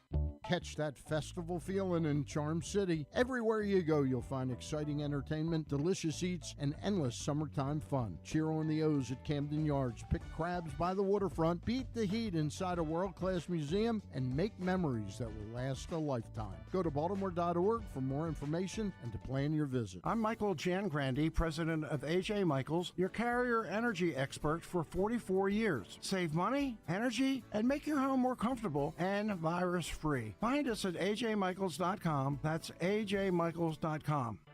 Your summer destination is closer than you think at Live Casino and Hotel Maryland. With an expansive gaming floor and incredible dining options ready for you to explore, your adventure awaits. Dine at the new Coho Korean Barbecue House coming in July or on the patio at the Prime Rib. Enjoy the summertime breeze at Orchid Smoking Patio. Limited time packages starting at $229. What are you waiting for? Book now. At Arundel Mills, must be 21. Please play responsibly. For help, visit mdgamblinghelp.org or call 1-800-GAMBLER. All electronic tolling is here to stay in Maryland, and DriveEasyMD.com helps you cruise a little easier. We're Maryland's tolling resource, home to EasyPass, pay-by-plate, and video tolling. It's never been easier to pay your way. DriveEasyMD.com. We'll keep you moving.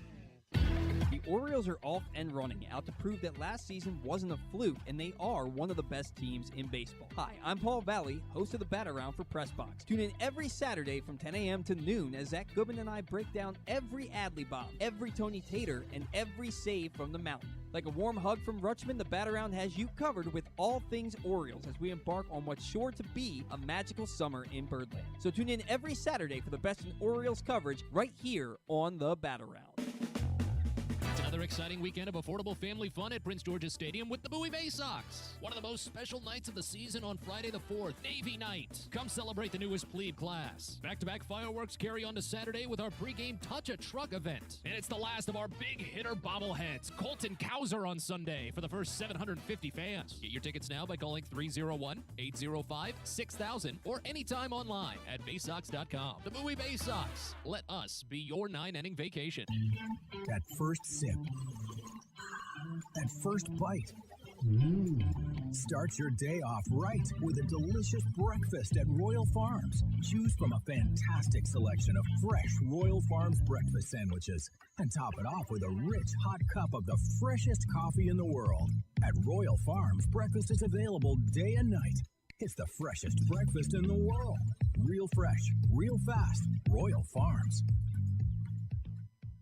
If you need more of Glenn, you can also hear him every Sunday with Rita on 105.7 The Fan. But also, if you need more of Glenn, what's wrong with you? All right, back in here on GCR as we continue along on a Would You Rather Wednesday edition of the program.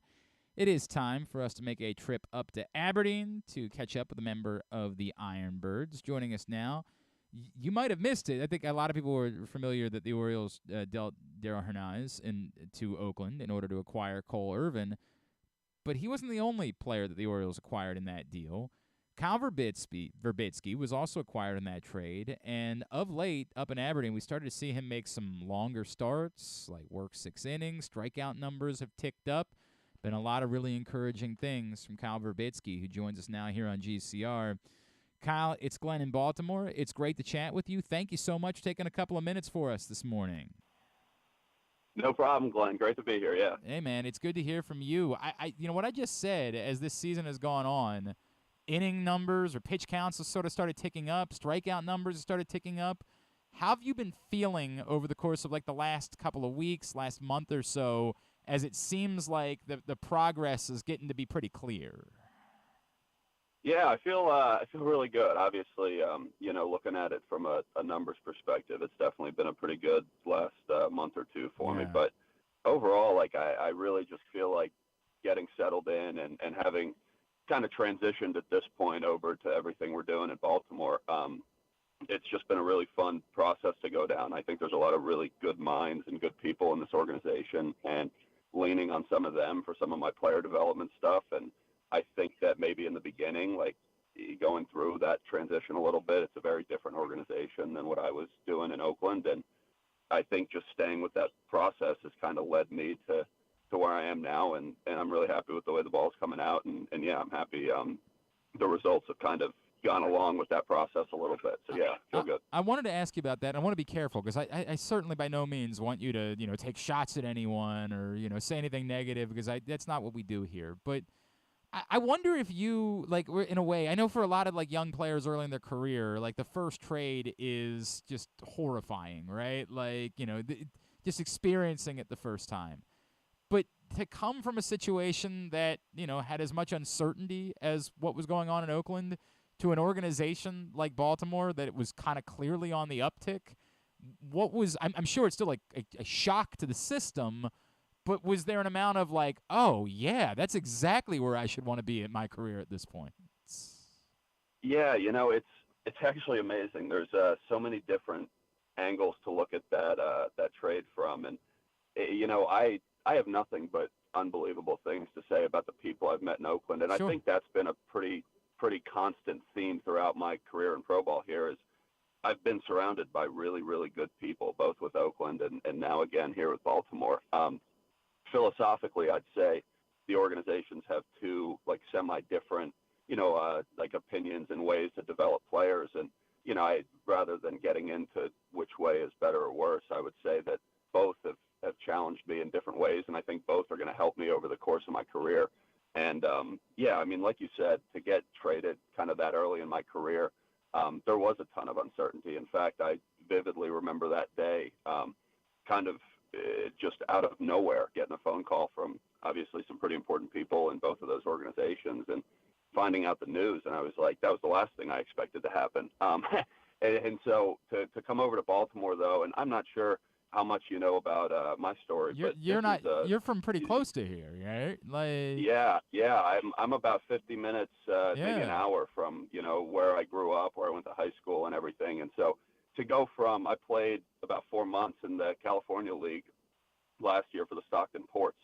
I would say that geographically is about as far away from home as I could possibly get to now this year being, literally as close to home as I can get. It's been a world for me. So a lot of really positive things I think came out of that trade, both for my baseball career, but also for, it being close to family and friends. And I have a girlfriend who lives very close by. She's actually from Maryland. A lot of her friends are Orioles fans. So it's been crazy to come home and to have it be kind of the way it is. And, That's awesome. Very happy. That's awesome, man. That's really cool that it worked out for you that way.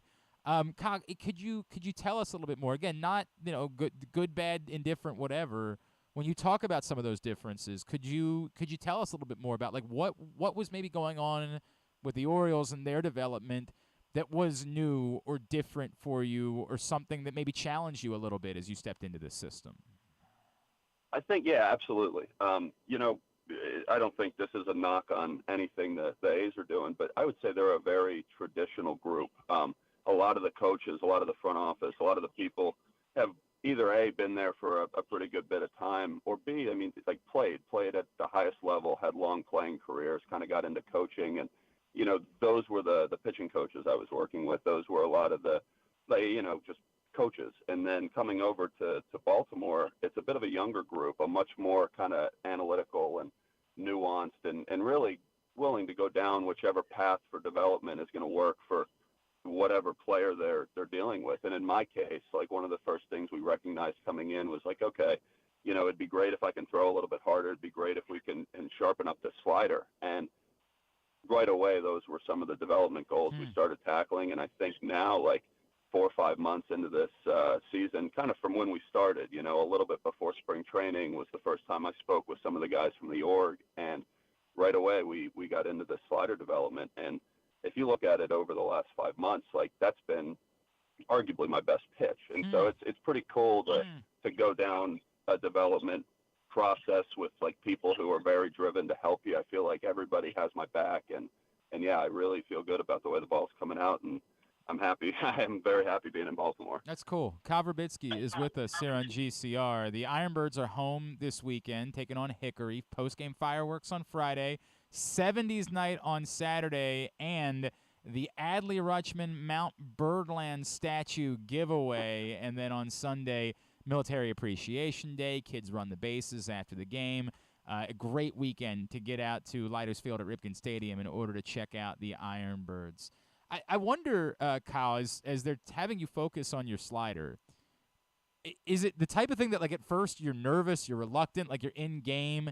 Would we look at maybe some of those early starts and say, hey, some of the struggles were really about me trying to force myself to throw sliders in certain situations, and that maybe was any of that like related to, it's not necessarily what I would have always done in that situation versus just trying to focus on harnessing this pitch, which now I'm very confident in. Yeah, I think you almost hit the nail on the head a little bit. And take away, it's not just the slider, just kind of like the whole arsenal, the whole idea of what my identity is. I thought I had a really good idea of, who I was and what I did well out with the A's, and coming over to here, I really believe in kind of being, I guess, open-minded. I've always thought of myself as like a sponge around people, and I just try to soak up information and use it to help me the best I can. One of the things that was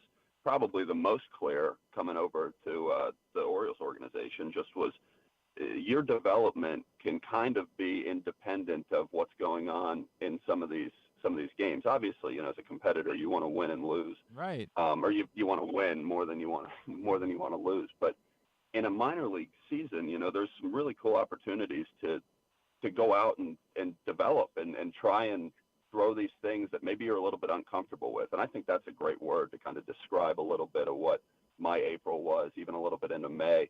It was uncomfortable, and it wasn't that like a bad uncomfortable. I wasn't scared. I wasn't nervous. It was more or less like, I'm going to find out if this is what's going to help me, or if it's going to, maybe I'm going to go a different direction with what I'm doing.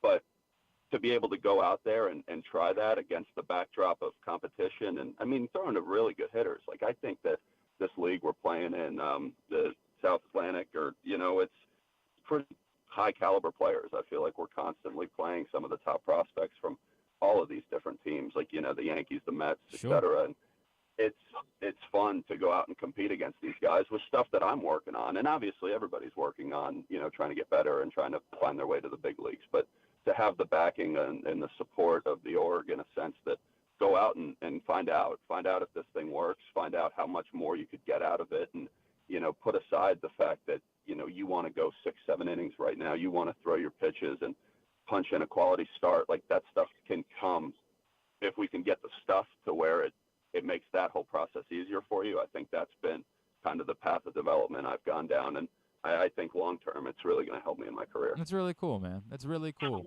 All right, so does getting traded once like leave you scarred, where like maybe for the last couple of weeks ahead of the deadline you were like nervous like every day, like, God, please, I don't want to go through this again.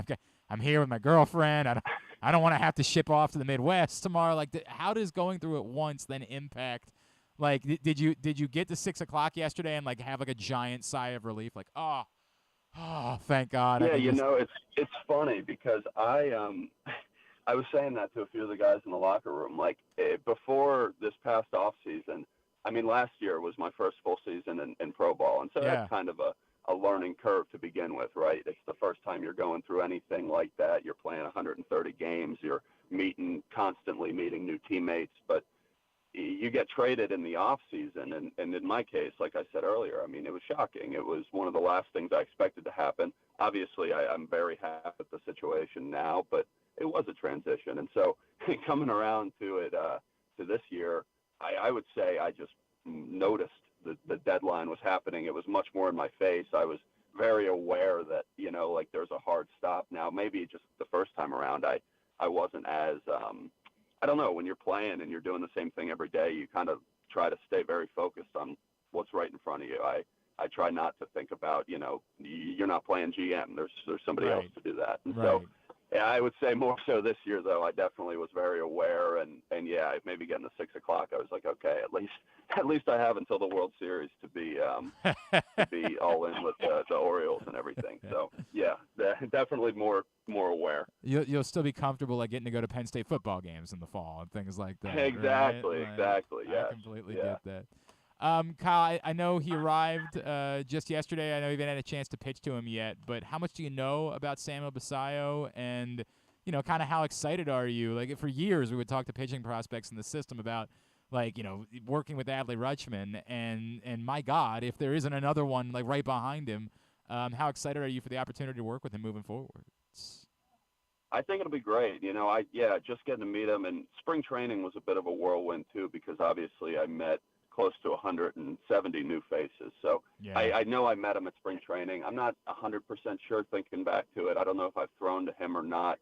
As a catcher, I believe he might have been at bat against me, but I know watching him hit is a lot of fun. He's definitely got a big swing. I'm really excited to see him connect with some balls. I've seen some video of him really hammering baseballs down in Delmarva. And I think just, you know, as a whole, our org does a really, really good job with all of our catchers. I think, like, having gotten to throw to Silas for the last little bit, having to throw to Creed for a little while here, and now getting Samuel coming up, like, it's just one of the things I've noticed about being with the O's is how much attention to detail goes into our scouting reports, how much goes into, you know, the relationship between the pitcher and the catcher. And I think that's been one of those other things, like, nobody really talks about it or thinks about it, but you come over from a different team, and really, this is any situation, even right when you get drafted, right? You meet a whole new cast of teammates, and the relationship between a pitcher and a catcher has got to be, I mean, they call it a battery, obviously, but it's,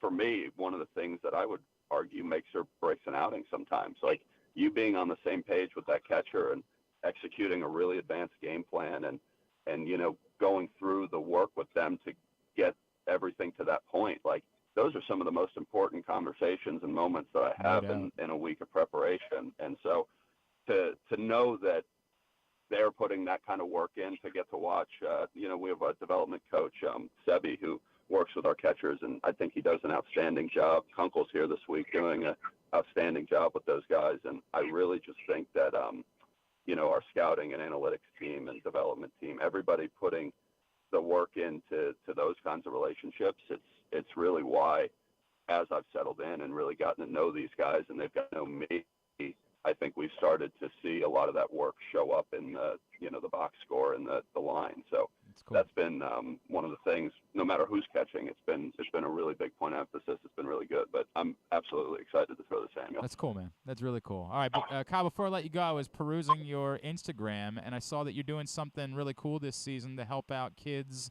that are battling cancer. Do you want to tell us a little bit about that? Yeah, and, you know, it's funny. I actually I did that last year. It was while I was in Lansing, and it was great. So I was pledging money, and people could kind of donate on a strikeout basis, and it would help kids fight cancer. And this year, I was asked to do it again, and rather than doing the charity pledge, I spoke to the gentleman. I've kind of been going through a little stuff with my own personal family. My dad has cancer, and I actually just lost my aunt to cancer just a few months ago, a few weeks ago. And so didn't know, and I appreciate that. But from a standpoint of doing it for the children's and the pediatric side, I kind of wanted to take a bit of a different route this year, and obviously be a supporter of them. And I really think that the work they do is outstanding. But to ask, like, you know, my own family and ask people in my corner to go down a another cancer route and donate. It just, to me, it felt more impactful and more powerful maybe to take a sidestep and just really try and focus on my own family for a little bit right now and get us through that. But anything, you know, thoughts and prayers wise are more than appreciated. And yeah, we're a tough bunch. So my dad's doing great. He's really doing well right now. And yeah, we've been strong throughout the whole thing. So it's been really good to see us come together and do it there. But yeah, that organization I worked with last year was outstanding on the verse cancer, and I was really happy to participate in it. Well, it's we're rooting for you and your family, and so sorry that you guys have been going through that. But certainly, we'll be thinking about you guys moving forward. I would encourage everybody to follow at Kyle Virbitsky on Instagram. Kyle, it's really great to get to know you. By the way, with a voice like that, I hope you never take my job. I hope that you have a very successful career and that you're pitching here in Baltimore, and I can talk about you and you don't come steal my job away from me in the future. So I hope that's the case. Kyle, I have fun. I love doing the radio and the interviews and stuff. I've actually got to talk to we have a radio guy here in Aberdeen too, Mike. Yeah. McCarty. And he's been awesome to work with. So that's cool. Maybe one day. I don't know. I have a supply chain degree, so we'll see what happens after baseball. Hey, Kyle, best of luck as you continue along this season in the coming years. We're looking forward to chatting with you again down the road. Thanks for hopping on with us this morning. We really appreciate it. Appreciate it, Glenn. Yeah, no problem. All right, take care. It's Kyle Virbitsky. Aberdeen Ironbirds also came over in the Cole Irvin deal and starting to put together the nice stretch of pitching of late, as the Orioles could use more. I think we all know that. All right, when we come back in, Eno Sarris, let's try to dive more into exactly what the Orioles are getting in Jack Flaherty and how they might be able to harness good Jack Flaherty. Eno Sarris joins us next, Glenn Clark Radio. Hike to new heights. The best view is yours in Washington County. Our iconic scenic overlooks provide some of the most breathtaking vistas in the Mid-Atlantic. Some are very easy walks, some can be driven to, and some are the payoff for a moderate to difficult hike. All are near quaint small towns that offer great dining, shopping, hiking gear, and more. Explore our 5 national parks for iconic vistas and wineries with breathtaking views. Visit our quaint historic towns and make your stay unforgettable. Learn more at visithagerstown.com. Maryland, be open. Hey O's fans, on Saturday, August 5th, when the O's take on the New York Mets at 7:05, celebrate the 40th anniversary of the 1983 World Series by being one of the first 20,000 fans 15 and over to receive an Eddie Murray 1983 World Series bobblehead, presented by Royal Farms. Come out to honor this World Series championship team and arrive early for Early Bird Saturdays, when gates open 2 hours early with happy hour, live music, and more. Get your tickets today at Orioles.com/tickets. Soak up summertime fun in Charm City. Enjoy only in Baltimore festivals, mouth-watering eats, and endless entertainment. Cheer on the O's at Camden Yards. Pick crabs by the waterfront. Beat the heat inside a world-class museum and make memories that will last a lifetime. Go to Baltimore.org for more information and to plan your visit. You feel that? That's the sound of football coming back, and now's the time to place your preseason bets with Superbook Sports. Superbook is the most trusted name in Vegas, and now you can use my promo code GlennClark23 to score up to $250 with their first bet bonus. Win or lose, they'll match your first bet up to $250 with the promo code GlennClark23. All one word, no spaces, 2 N's in Glenn. Don't miss out this football season. Win some money with Superbook Sports and that promo code GlennClark23. Visit Superbook.com for terms and conditions. Gambling problem? Call 1-800-GAMBLER. Maryland drivers, did you know you can save up to 77% on tolls with an Easy Pass Maryland discount plan? That's right, 77%. It's never been easier. Pick the plan that's right for you at driveezmd.com. We'll keep you moving. It's a Maryland thing you wouldn't understand. Where the waves meet the shore, you will find Dorchester County. Hi, this is Jimmy Charles. When I think of Maryland, I think Dorchester County on the Eastern Shore, where it's open for making memories. Dorchester County, it's a Maryland thing. For more info, visit www.visitdorchester.org. It's a Maryland thing. Hell yeah. It's a Maryland thing. Hell yeah. Your summer destination is closer than you think at Live Casino and Hotel Maryland. With an expansive gaming floor and incredible dining options ready for you to explore, your adventure awaits. Dine at the new Coho Korean Barbecue House coming in July or on the patio at the Prime Rib. Enjoy the summertime breeze at Orchid Smoking Patio. Limited time packages starting at $229. What are you waiting for? Book now. At Arundel Mills, must be 21. Please play responsibly. For help, visit mdgamblinghelp.org or call 1-800-GAMBLER. Picking a restaurant to try for the first time? Let's look at the Costas Inn. Here's a few checklist items. Quality of the food? Check. Quality of service? Check. Does restaurant have plenty of free parking? Check. And finally, does restaurant have delicious steamed crabs, crab cakes, crab soup, and specials galore? Check, check, check. Costas Inn, 4100 North Point Boulevard. They check all the boxes. Make the most out of every day in your Toyota RAV4. Available in hybrid or gas-only models. A RAV4 can get you where you want to go in style. Check out buyatoyota.com for deals on new RAV4s from your local Toyota dealer today.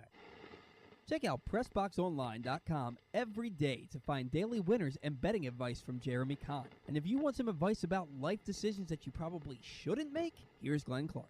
These are the final days for you to be picking up the new print issue of PressBox. I think it's a little bit less than 2 weeks for this print issue with Tony Saragusa on the cover. Wonderful piece from Dave Ginsburg celebrating the life and legacy of the late, great Tony Saragusa. And I know it's not available already in some places because it's gone, but still available at a lot of your neighborhood Royal Farms. Hundreds of locations around town where you find PressBox. Read it all. PressBoxOnline.com before the new print issue hits newsstands. Orioles, of course, did acquire Jack Flaherty at MLB trade deadline yesterday, and I happened to see a tweet from this man about Jack Flaherty that I couldn't tell if it encouraged me, discouraged me, or what. I'll read it. In starts where Jack Flaherty averaged 93.9 miles per hour or better, he pitched 24.2 innings and gave up 5 earned runs with 27 strikeouts. Well, you like that.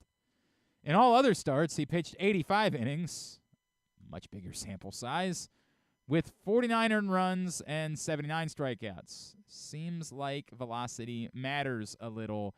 He's averaged 92.7 in his last 3.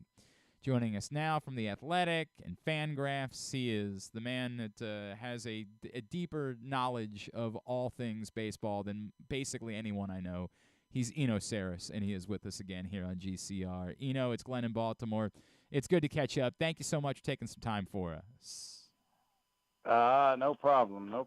So we dissect those numbers, and yes, velocity seems to matter. And I know much has been made about Jack Flaherty since the injury not being the same. I guess the dumb guy question is there a way to harness the better velocity that we saw this season, or do we just accept that maybe that's not possible any longer with Jack Flaherty? Yeah, I mean, that is the million-dollar question. It's not one that I think I can answer, really. I mean, he had a shoulder injury, didn't have the surgery, and you can see in his release points, his fastball movement, his fastball velo, that he hasn't quite been the same since. So I think it's uplifting to know that it's in there. And so maybe just jumping into a pennant race will be all that it takes. I mean, we're talking about just being on the upper end of his velo. Mm-hmm. Maybe you could do something where you bring Tyler Wells back and you say, hey, Jack, throw as hard as you can for 4 innings. Mm-hmm. You know, like we just need 4 innings. You know, don't worry about the 5th and the 6th. We've got Tyler Wells here. We've got other bridge options. Another thing you could do is go to a 6-man. Bring Tyler Wells up and go to a 6-man. You use up fewer of your innings of your young guys, and you give Jack Flaherty another day of rest in between. So they do have some options, and he didn't cost as much as I heard Dylan Cease might have cost. But I do wonder if there was something in between Dylan Cease and Jack Flaherty that they could have done at the deadline. Yeah, I think a lot of us were thinking about that, right? So to your point, to say, okay, you're putting him in a better situation, and I think a lot of people bring up, too, if you get Cedric Mullins back, you could argue a better outfield defense behind him, that big wall, obviously, in left field that helps. It's not like he was being battered by home runs, obviously, in St. Louis, but Like, those things alone, again, if we're looking for encouraging arguments, that they would be, I guess, reasons to think that maybe you can get the better version of Jack Flaherty over the course of the next couple of months.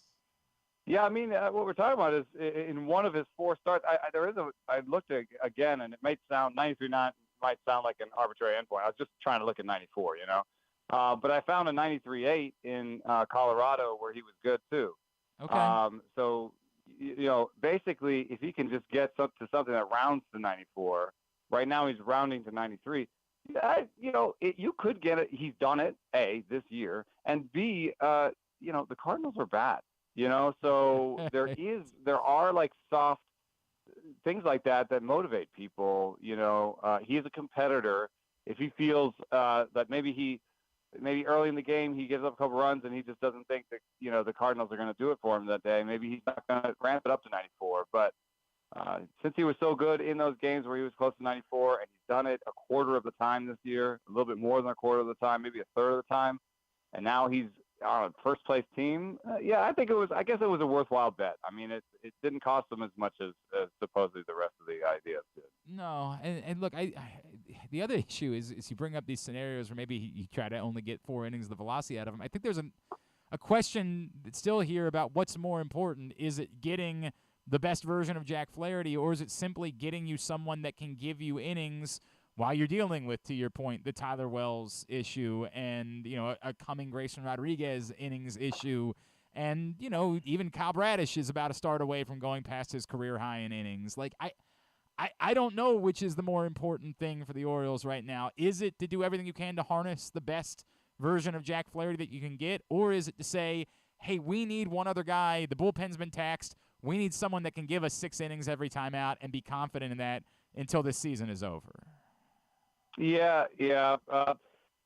So this is the thing, though. I think they were kind of I hadn't thought of it this way. There's a clear distinction in what happens at the deadline between a guy who will get you there and a guy who you will use when you're there. Right. So, and there's the playoffs, right?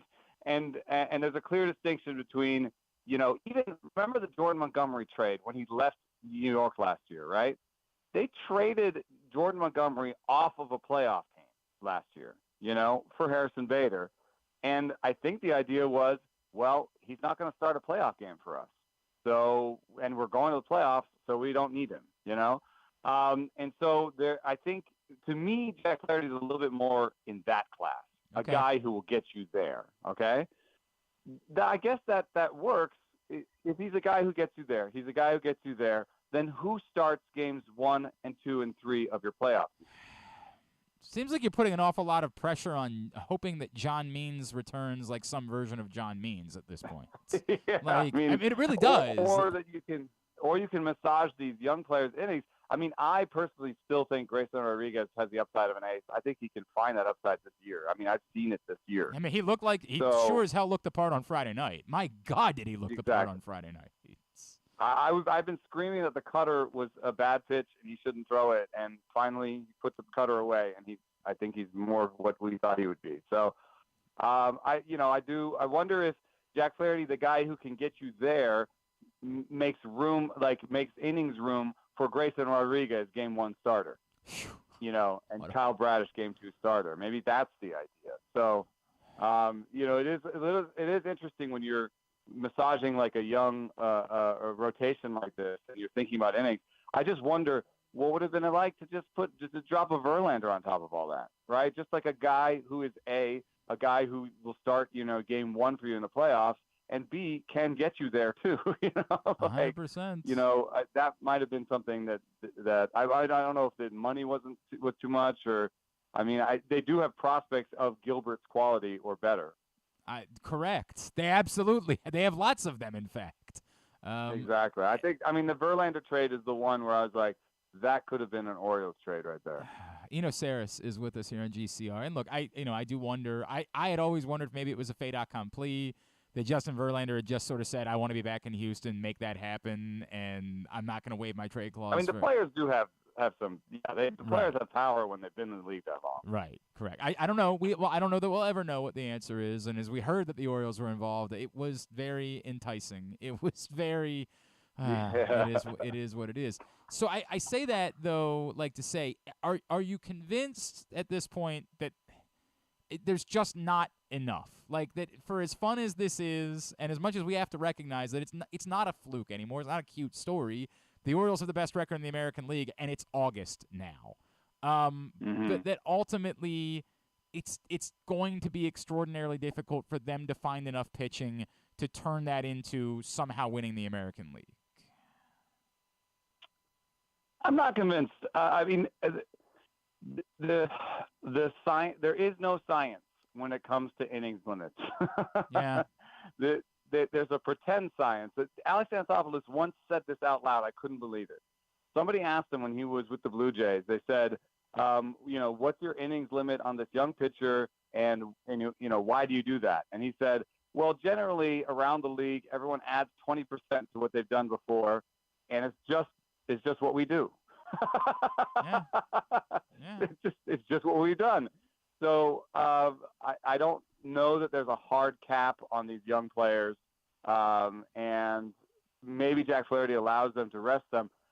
I think there's talent there. I think they're making the playoffs no matter what. I think they can win the American League. The Braves are really just a great team, and they went and got Aaron Savali because they wanted to have really quality innings and make sure they had those innings. And so I'm just wondering. For me, Aaron Savali is better than Jack Flaherty. Yeah. I don't know what the argument would be against that at this point. It's not better than 2019 Jack Flaherty, but I don't think you traded for 2019 Jack Flaherty. Yeah, exactly. So that's the issue. But if you could tell me that they're going to start a playoff series with Griffin Rodriguez and Kyle Bradish, I would feel pretty good about that. Yeah, and look, Kyle Bradish, I was starting to get a little nervous. His last start wasn't great. He gave up the 2 home runs last night. I'm like, oh, please don't tell me he's hitting a wall. Please don't tell me that's what we're coming into. And then he bounced back really nicely from there. So you do feel better about that. And I guess it's as long as he feels good and the results are good, you try to ride it for as long as you can. I don't know. I don't know what the answer is either. As you point out that the baseball people don't know, I sure as hell don't know. So that's where we are. With that all being said, let's just say let's advance it. They get into the playoffs. Maybe they come up short. They lose the Astros or the Rangers. Wherever it is, maybe in the ALCS. Do you feel like even as good as you think Grayson Rodriguez can be, and as good as Kyle Bradish has been, and let's even put a healthy John Means into the equation next year, is it still the biggest thing maybe that separates the Orioles from being a viable World Series winner is maybe one more true top-of-the-rotation, frontline, Bulldog type starting pitcher? Yeah. I don't – at least the number 2. Yeah. At least the number 2, I think that they should be shopping in the top end of the market. We're talking about a team that said we'll spend when we get there, we're here. So I think this next offseason, I would like to see this front office spend. And, it's difficult because giving a lot of money with a lot of years to a pitcher is, it's so risky. But what we found recently is that, established veterans who've stayed healthy for a while, they're actually decent bets. If you think about some of the deals that Verlander and Scherzer have signed, particularly that deal that Scherzer signed in Washington, those are some of the best deals that you've ever signed a major league pitcher to. So I would consider trying, maybe something similar, high AAV, low years for an older pitcher. Maybe go after Giolito, but think about shopping on the higher end of the starting pitcher market. I'd be encouraging Eduardo Rodriguez, right? There's some history there. I don't know why he didn't want to go to LA. That's a weird bit to me, but I like that. I like that thought. I really appreciate it. We're in this confusing, we're enjoying this so much, right? It's so damn exciting. And I just want to be able to let it all down and say, oh, hell, let's go for it. But I'm just so nervous about the pitching thing. The bullpen is clearly it's hard to trust anybody significantly besides Felix Bautista because they've been worked so much. I don't know what the appropriate line is between just have fun, enjoy it, and yeah, but and I'm struggling with that. I will say this. If you look at the teams that have had a long-term success and are headed to the playoffs and how they acted, the Orioles acted more like they did. If you look at basically like a Dodgers model, what do the Dodgers do? They just added some pieces that didn't cost that much. Yeah. I put Lance Lynn on the Orioles, actually. So I think Jack Flaherty, similar-ish to a Lance Lynn, where you're like, maybe we can do something here that's a little better than his last team did with him, whatever it is. So they acted like a smart team. But I feel that, like, sometimes you just want to be like, hey, let's not be smart. Right. Like, we're in first place. Right. Like, Do let's it. just go for it, dude. Do it. No, but I appreciate that. I appreciate the way you're saying it, and certainly nobody wanted to see them completely break up. This young nucleus of talent is just so overwhelming that you didn't want to see them kind of go crazy. But I don't know. Like, if there had been the option of trading away a few of these guys for, say, a Logan Gilbert, if that was real, boy, that would have been one that I would have said, okay. Like, if you could do a Heston Kjerstad, Samuel Basayo, Jordan Westberg for Gilbert type of deal, like, I would have been inclined. I would have been inclined. Is there anything we can plug for you, man? No, I just say, my podcast, Rates and Barrels, on The Athletic is a good place for people to, like, listen for free. They can listen for free on YouTube, wherever, and decide if they want to subscribe. So that's a good place to find me. Awesome. At Eno Sarris on the website formerly known as Twitter as well. That's where you can follow him. Really appreciate you, man. Thank you so much for spending a couple of minutes with us. Thanks for having me. Eno Sarris from The Athletic and Fangraphs with us here on GCR. It's complicated, man. There's no way around it. It's a complicated conversation. And again, my column is up at PressBoxOnline.com that kind of dives through all of it. Every layer. Needed to do something, did something, good thing. Maybe it could be more than that. No reason to assume that it's going to be more than that, but, maybe. It's not impossible that the Orioles couldn't harness some of the good things that we've seen from Jack Flaherty in the past. I don't know, to Eno Sarris' point, that there is an argument that, like, which is the better way of doing this? Is the better way of doing this to just sort of, like, run Jack Flaherty into the ground between now and then, get as many innings as you possibly can, not assume that he's starting a game 1 or game 2, is just here to help you get across the finish line, and then whatever else you get out of him is gravy? He's here to try to make Grayson Rodriguez available to you in the postseason? Or is it to try to get the best version of him, as you pointed out, piggyback with Tyler Wells, say, go throw crazy for a few innings, and then we'll go from there? I think it's got to be the innings. I think the innings thing has got to be you've got to get innings out of Jack Flaherty. And whatever version of Jack Flaherty that you get out of it, if he's just Kyle Gibson going into the playoffs, you hopefully have a more rested bullpen at that point. You're only going to need a 4-man rotation. Grayson is still capable of starting when you get to the postseason. That would be a good thing. And if you had Bradish and Grayson at the top of the rotation, some version of John Means, and then you kind of make it work from there, I don't know. I'll deal with it. It all matters. And what he said there I thought was important. They acted like a smart team. That stands out to me. They acted like a smart team. And maybe there were no deals to be made. Let's get into Would You Rather Wednesday right now. Would You Rather Wednesday brought to you by Birdland Sports, birdlandsports.com. Because number one on Would You Rather Wednesday is, would you rather the Orioles have made the trade that they made or made a blockbuster deal, Mayo, Westberg, Basayo, to get a controllable young pitcher like a Logan Gilbert? It's, man, because, like, Kobe Mayo is, like, he kind of feels like the one guy, I guess, that's not blocked, I guess. So, like, he's a guy that you really – that he's of all the guys that we keep talking about. You say he's not blocked. Like, I mean, I guess they're all blocked in a way. It's kind of like it's not obvious what exactly Kobe Mayo's role is going to be, but what you're really saying is that you think the talent is so overwhelming on Kobe Mayo that it kind of doesn't matter what's in front of him. Like, he's going to be here and he's going to be a big part of the equation. Yeah. And so I don't think there's really there can't be anything wrong with holding on to all of these prospects that they have, and I'm okay with this. I think a lot of it, but it's not. That's not the question I'm asking. I'm not asking, are you okay with it? I'm saying, which would you rather? Which would I rather, the Jack Flaherty trade? The Flaherty trade or a big swing for Logan Gilbert? Well, and the reason I'm okay with the Jack Flaherty trade. You're saying that's the one that you would rather. Basically. You're doing the I'm thing. trying to finish You're doing my the thing thought that you're doing the thing that people your age and my wife do, where you're answering a different question and not the one that was asked. The question that was asked was, which would you rather? Since we had Tim Kirchin on yesterday, and what he said about Jack Flaherty, I feel good about this. I would have liked to have seen other seen other moves. But also what Eno Sarris just said. They acted like a smart team. They didn't go out like the Dodgers don't go out and make. So it's what you would rather. So what I'm saying is, yes, I would rather hold on to Kobe Mayo and the other guys you named. I'm okay. And yes, I this would one rather is the Jack Flaherty this one is at this point. It's particularly tough for me, and I get that Mayo is the one that stands out there, right? Like Westberg, it's painful because he's already here, but again, you're looking at the glut of infielders that you have, and you're saying, oh, okay, another Westberg. I think we could live if you lost Jordan Westberg. Kobe Mayo, you could argue you could live if Heston Kjerstad ends up being everything that you think Heston Kjerstad's supposed to be, and combines that with what we've seen from Anthony Santander.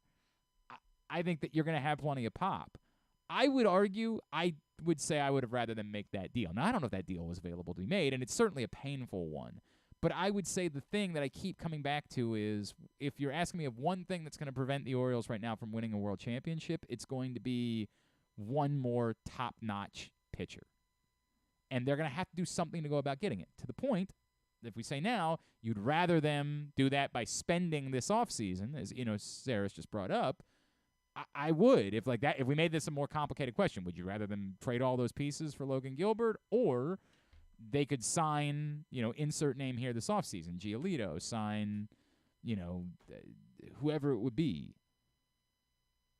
Who's the Japanese pitcher that everybody's hot and bothered about that's coming over this offseason? I can't remember the name of the guy. But if there's one thing to me that separates still Orioles from good team and winning a World Series, it's that, and it's not coming. What Kobe Mayo brings, I think maybe you can make up for with all of the rest of the guys that have popped throughout this organization. So, given the two options, my answer would be Gilbert. But to the point, if it was do this for Flaherty now and sign stud starting pitcher in the offseason, then yes, that would be my answer. Mm-hmm. But until I see the Orioles do it, you would rather go get. I would be inclined to say they would value young player with control. And until I see the Orioles being willing Gilbert's to spend that contract money, like right he's now? got like 4 years. Oh, of it. wow. Like he's only in he's not even into arbitration. I'm seeing Yamamoto. Yeah, I think that's the guy's the guy. name. And there's a 21-year-old as well that people are talking about, Roki Sasaki. Oh, I don't know anything about Roki Sasaki. I do think that Yamamoto is the one that is supposed to be the big superstar. Is Arias a free agent too? Not Ramon Arias. Yeah, Julio Urias. Is that? God, I don't. I think I'm going to call them all Arias because ours is an Arias. I don't know. Well, yeah. And then, what was Carl Rabbit calling? He was calling Oreos. Was he? I didn't even catch it. I didn't even catch it. God. But yeah, if that's the world you're going to be living in, look, I would be intrigued with signing Eduardo Rodriguez when he opts out. Julio is a free agent. Yes. There's a lot of legitimate free agents starting pitching that's going to be on the market that qualifies. And so, if you can do it that way, do it that way. But I don't. Until I see them do it, I don't believe they're going to, and that's why the Gilbert thing would have been so enticing to me. All right, number 2, would you rather? With the deadline passed, the Orioles now dip their toes into finally extending guys, but they're only going to do one. Would you rather it be 8 years, $200 million for Adley, or 12 years, $300 million for Gunnar Henderson? And yes, I am aware that these would be unprecedented deals in comparison to what other pre-arbitration players have received. Yeah, both works. Yeah, not trying to Kyle it up over there, dog. I don't know where this came from that mean, you decided to be this guy. I'd say I don't know where it came from. This is about right. This is about right from someone your age and given everything. I actually had a conversation with someone this week. I'm like, I don't know where this came from. That it's now a skill to be dodgy. I just need direct answers. Dodginess pisses me off more than answers I don't like. If I have an answer and I don't like it, at least it's an answer and we can work on solving the solution. Dodginess infuriates me. Trying to keep this moving target of like, well, you know, it's somehow people your age believe it to be a skill.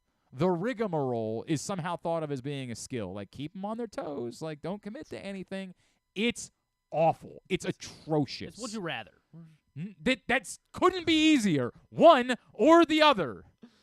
Literally defined in the question. Would you rather this or that? I feel like the double-digit contracts, I feel like haven't, I don't know, I guess it's really early in Juan Soto's contract for it to say that it hasn't panned out well, but I guess just because the Padres aren't, he's still having a good year.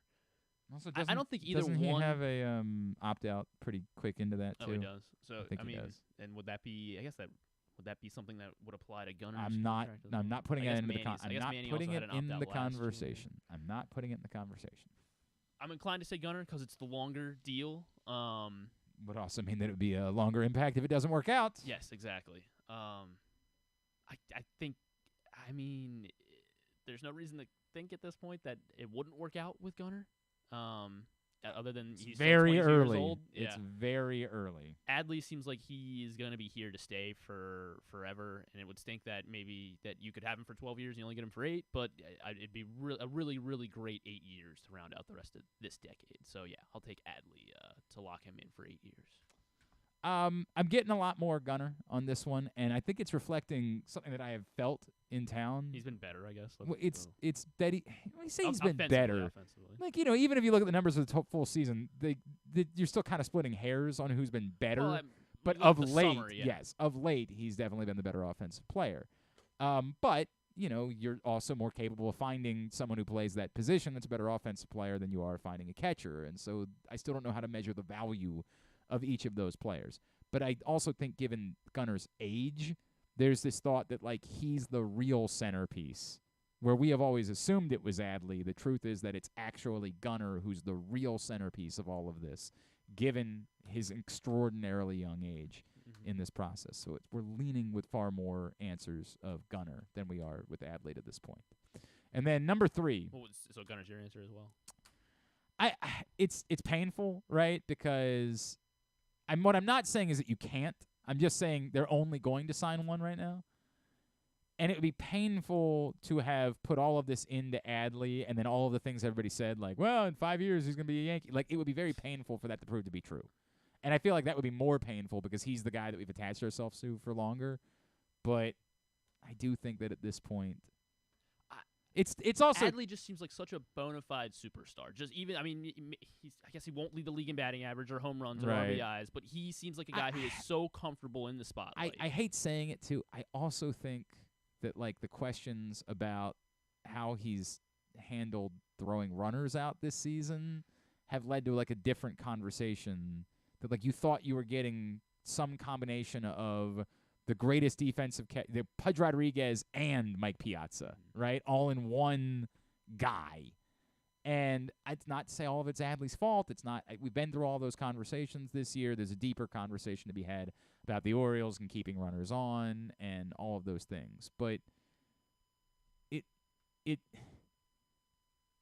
boy, none of it is fair. Like, none of it's fair.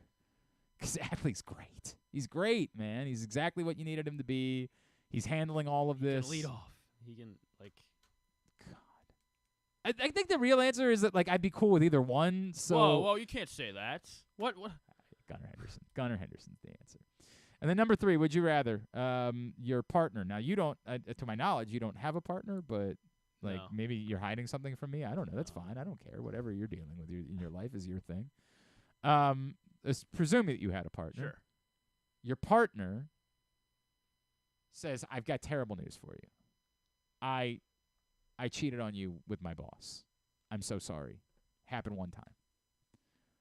Or your partner comes to you and says, I just spent $14,000 so that I could purchase a costume because it has been my life dream to walk around town as if I was a border collie. I mean, the obviously the main thing you'd have to be angry. You spent $14,000. I understand that, but they had the $14,000. They had it. All right, they had it. We could have gone to Disney World. For, I one understand. night. I understand. Yeah, maybe. I mean, like at least half a day. Yeah. I understand, but they had it. All I'm saying is that you got to pick one or the other. I guess if $14,000 isn't a big deal, then I'm not saying it's not a big deal. I'm not saying it's not a big deal. And maybe maybe it's just it's as bizarre as that is. I think I would lean the border collie. Oh my God, that is no chance. No, look, dude, I'm not saying the other one's a good thing, and it's going to cause a lot of problems, and I don't know if it'll ultimately make it work. But like that relationship is ending in that moment. In the moment with the border collies, no, with the collie, like there is no moving so forward. when they cheat on their boss, you're like, all right, well, it's going to be awkward. It's going to be uncomfortable. You have to work through a lot of things. There's going to require therapy. There's going to have to, like deal. Like, do I get a hall pass? Like, you're going to have to go through whatever it is that you have to go through. Oh, so this is why you're saying that because now you get a hall pass. No. I'm not saying you're going to have to talk about that between the two of you, right? Because you might not want a hall pass. You might be like, dude, I was totally happy being in this partnership for the rest of my life. Like, that's what my wife and I entered into, and so like these, by the way, these conversations do come up with your friends when you get into these types of relationships. Like, what would you do in these scenarios? And you're like, I don't know. And they've obviously dealt with it in television shows and movies for forever, right? Like, where they've dealt with this, well, I did this, so you got to be able to go do this type of thing. I don't know. Like, it would be something that we would have to try to figure out a way to work through. It would be, a lot of people have brought up the interesting nature of, like, who their partner's boss is. And so I think that we'd almost have to make it like, so for example, my partner's boss is one of her best friends and a female. Like, and so it would be easy for me to say, like, that wouldn't be so bad. I think we could work right through that. No problem. So we'd almost have to create like a centralized version of boss, like an attractive opposite sex, like person. Gotcha. Yeah. And then I think that's kind of what I had in mind. Right. And that we have to create. That's a further problem, I think. It is a further problem. Like it would require a couple things. Like if you were going to try to move forward, can you work there any longer? Like, whatever that is going to be.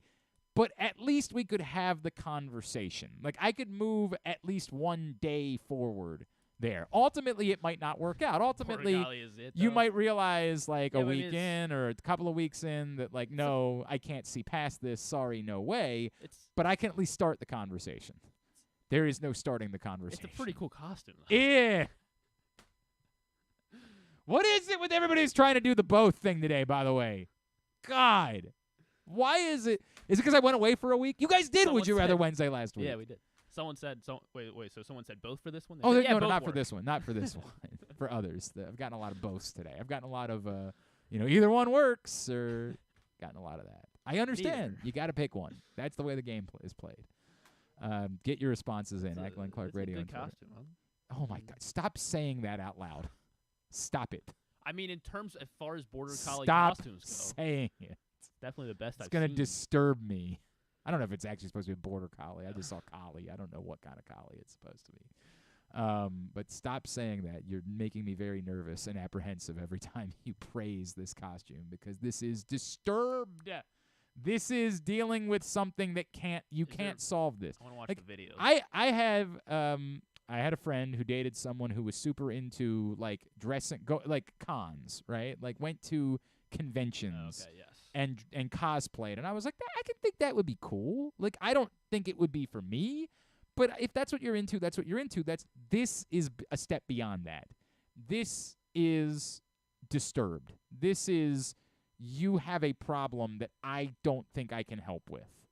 I don't think that I can play a role. Like this is gonna have to be the end of it. There's no way around it. I can't sit down and talk to you about it tomorrow. It's like a mini document. It's like a 9-minute I video. don't know. Don't. About they're trying to drink out of a dog bowl. Griffin's going to end up doing this. This is what we've learned in this moment. Next week, we're going to wake up and we're going to say, hey, it happened in America too. It looks real. Griffin.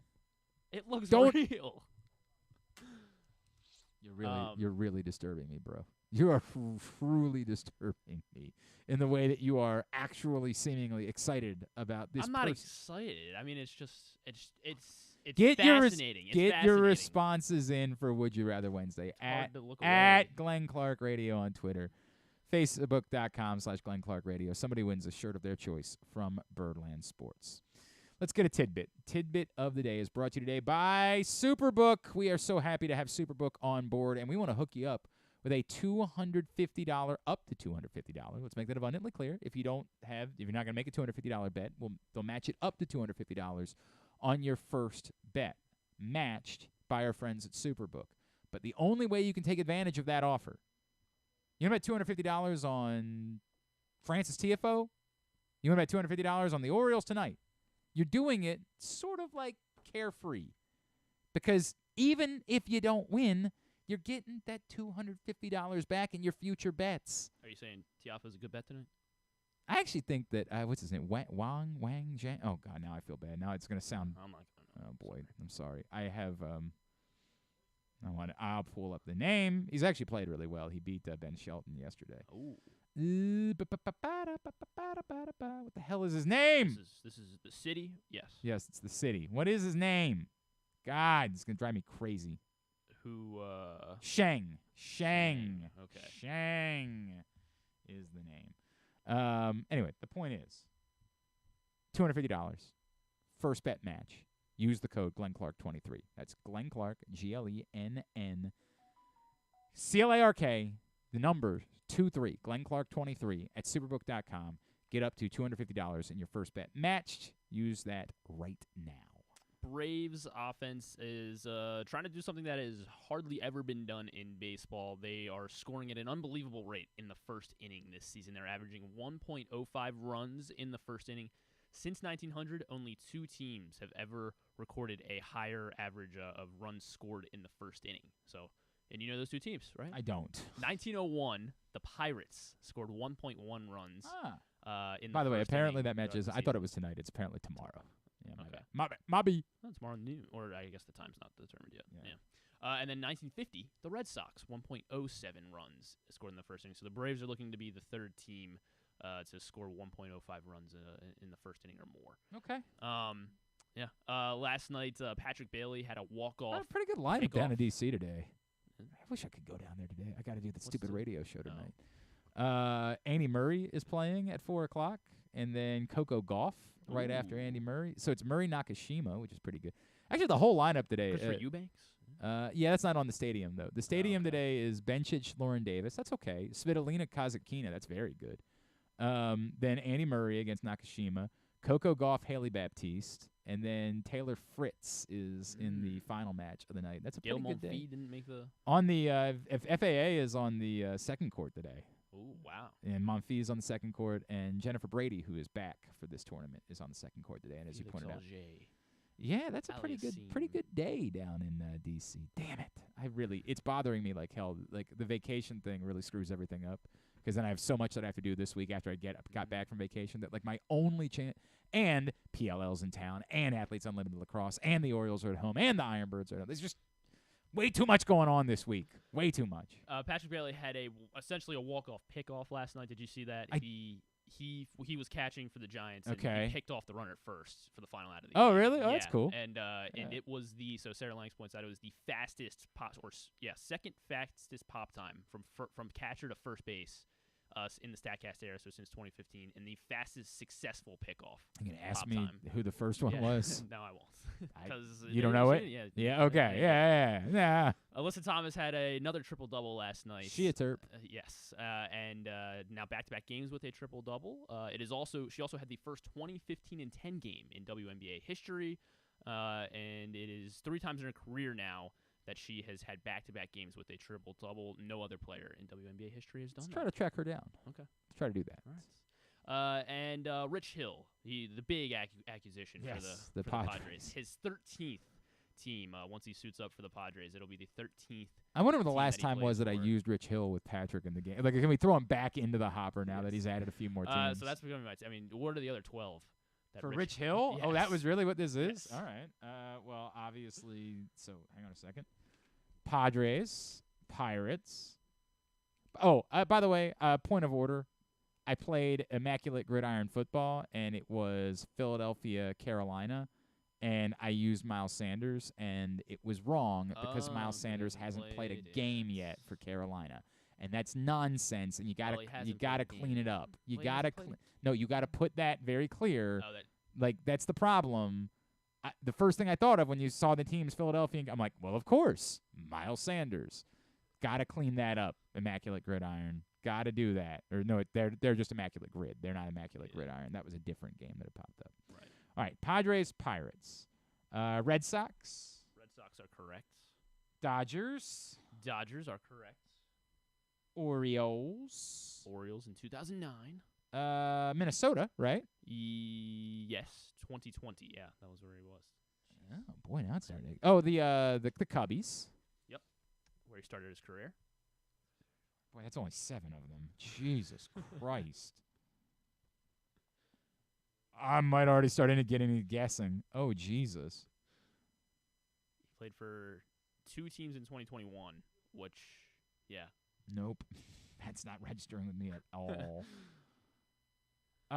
Was Oakland in there somewhere? Oakland was in there in 2016 before he was a Dodger. So 8. Oh, boy. There's 5 more, and I don't know. So yeah, he seems like someone who would have been a Cardinal at some point. He was not Damn a St. Louis Cardinal. It was 3 teams between 13 and 14, and then 2 teams in 2021. And yeah, these are out there that I have no recollection of these 5 teams. Even the 2021 ones. Blue Jays? Not the Blue Jays. Mets. Mets is one of them in 2021. He spent half of 2021 with the New York Mets. Rangers. Not the Texas Rangers.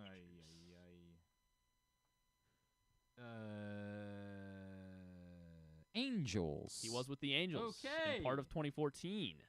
An Anaheim Angel. Cleveland. In Cleveland. Hell yeah, we are 2013. rolling. He was a Cleveland baseball Would have been player. an Indian at the time, now a Guardian. Hey. So we're looking for 2 more. Giants. Gigantes. Not the Giants. Mariners. Not the Mariners. Brewers. Not the Brewers. They are both American League teams. Trying to move this along because we have to do something Yeah. at 12:30.